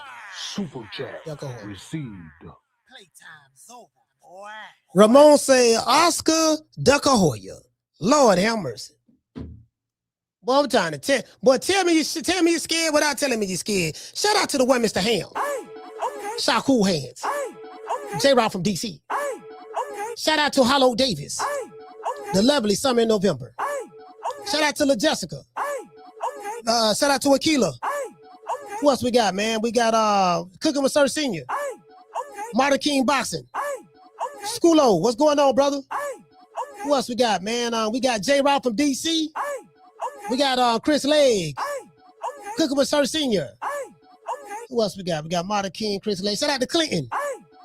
Let's see. Shout out to the lovely Miss Steph. Let's see. We got Model King Boxing. Shout out to the Boxing Don. We have the lovely Miss Connie.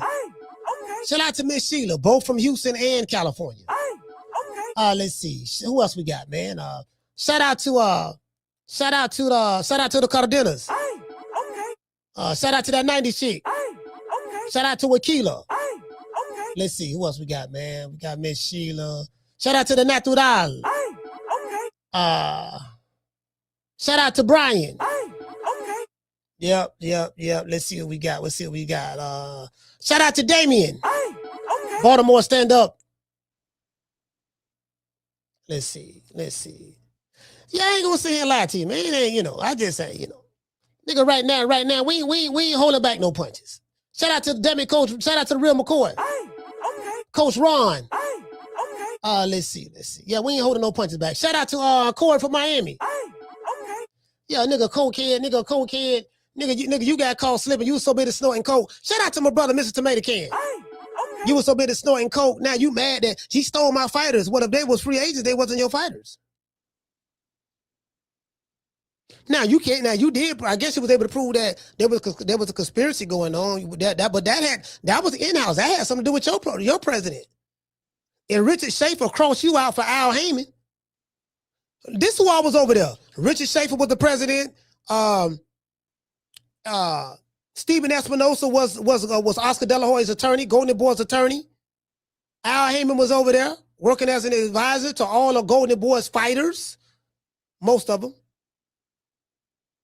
AJ Broner was like this. This was all Tom Brown. All those guys was over there. Scamps and Lywitz. And while Booger Ray Leonard, and when Oscar was snorting, getting high, playing with dildos, cross-dressing, they was plotting on them. These contracts up. I just got this money from these good white folks from Waddell and Reed. I'm finna start a new company called Premier Boxing Champions. And I need some fighters. Don't worry about it, Al. We got a bunch of fighters over here. Their contracts expiring. You already been managing them. You know the contracts because they got management contracts with you. You made sure you locked them down. So when their contracts expire, Oscar's in rehab. And when he come out of rehab, all the fighters are going to be gone. That's what happened. Shout out to Al Heyman. Let's thank Al Heyman for crossing Oscar De La Hoya. Well, I guess I gotta be like everybody else and thank Al Heyman. Shout out to Keisha. I see you guys tomorrow. My motto. Don't meet me there, beat me there. Peace. Man, I'm out of here, bro. Let's go. Man, I'm out of here, bro. Let's go.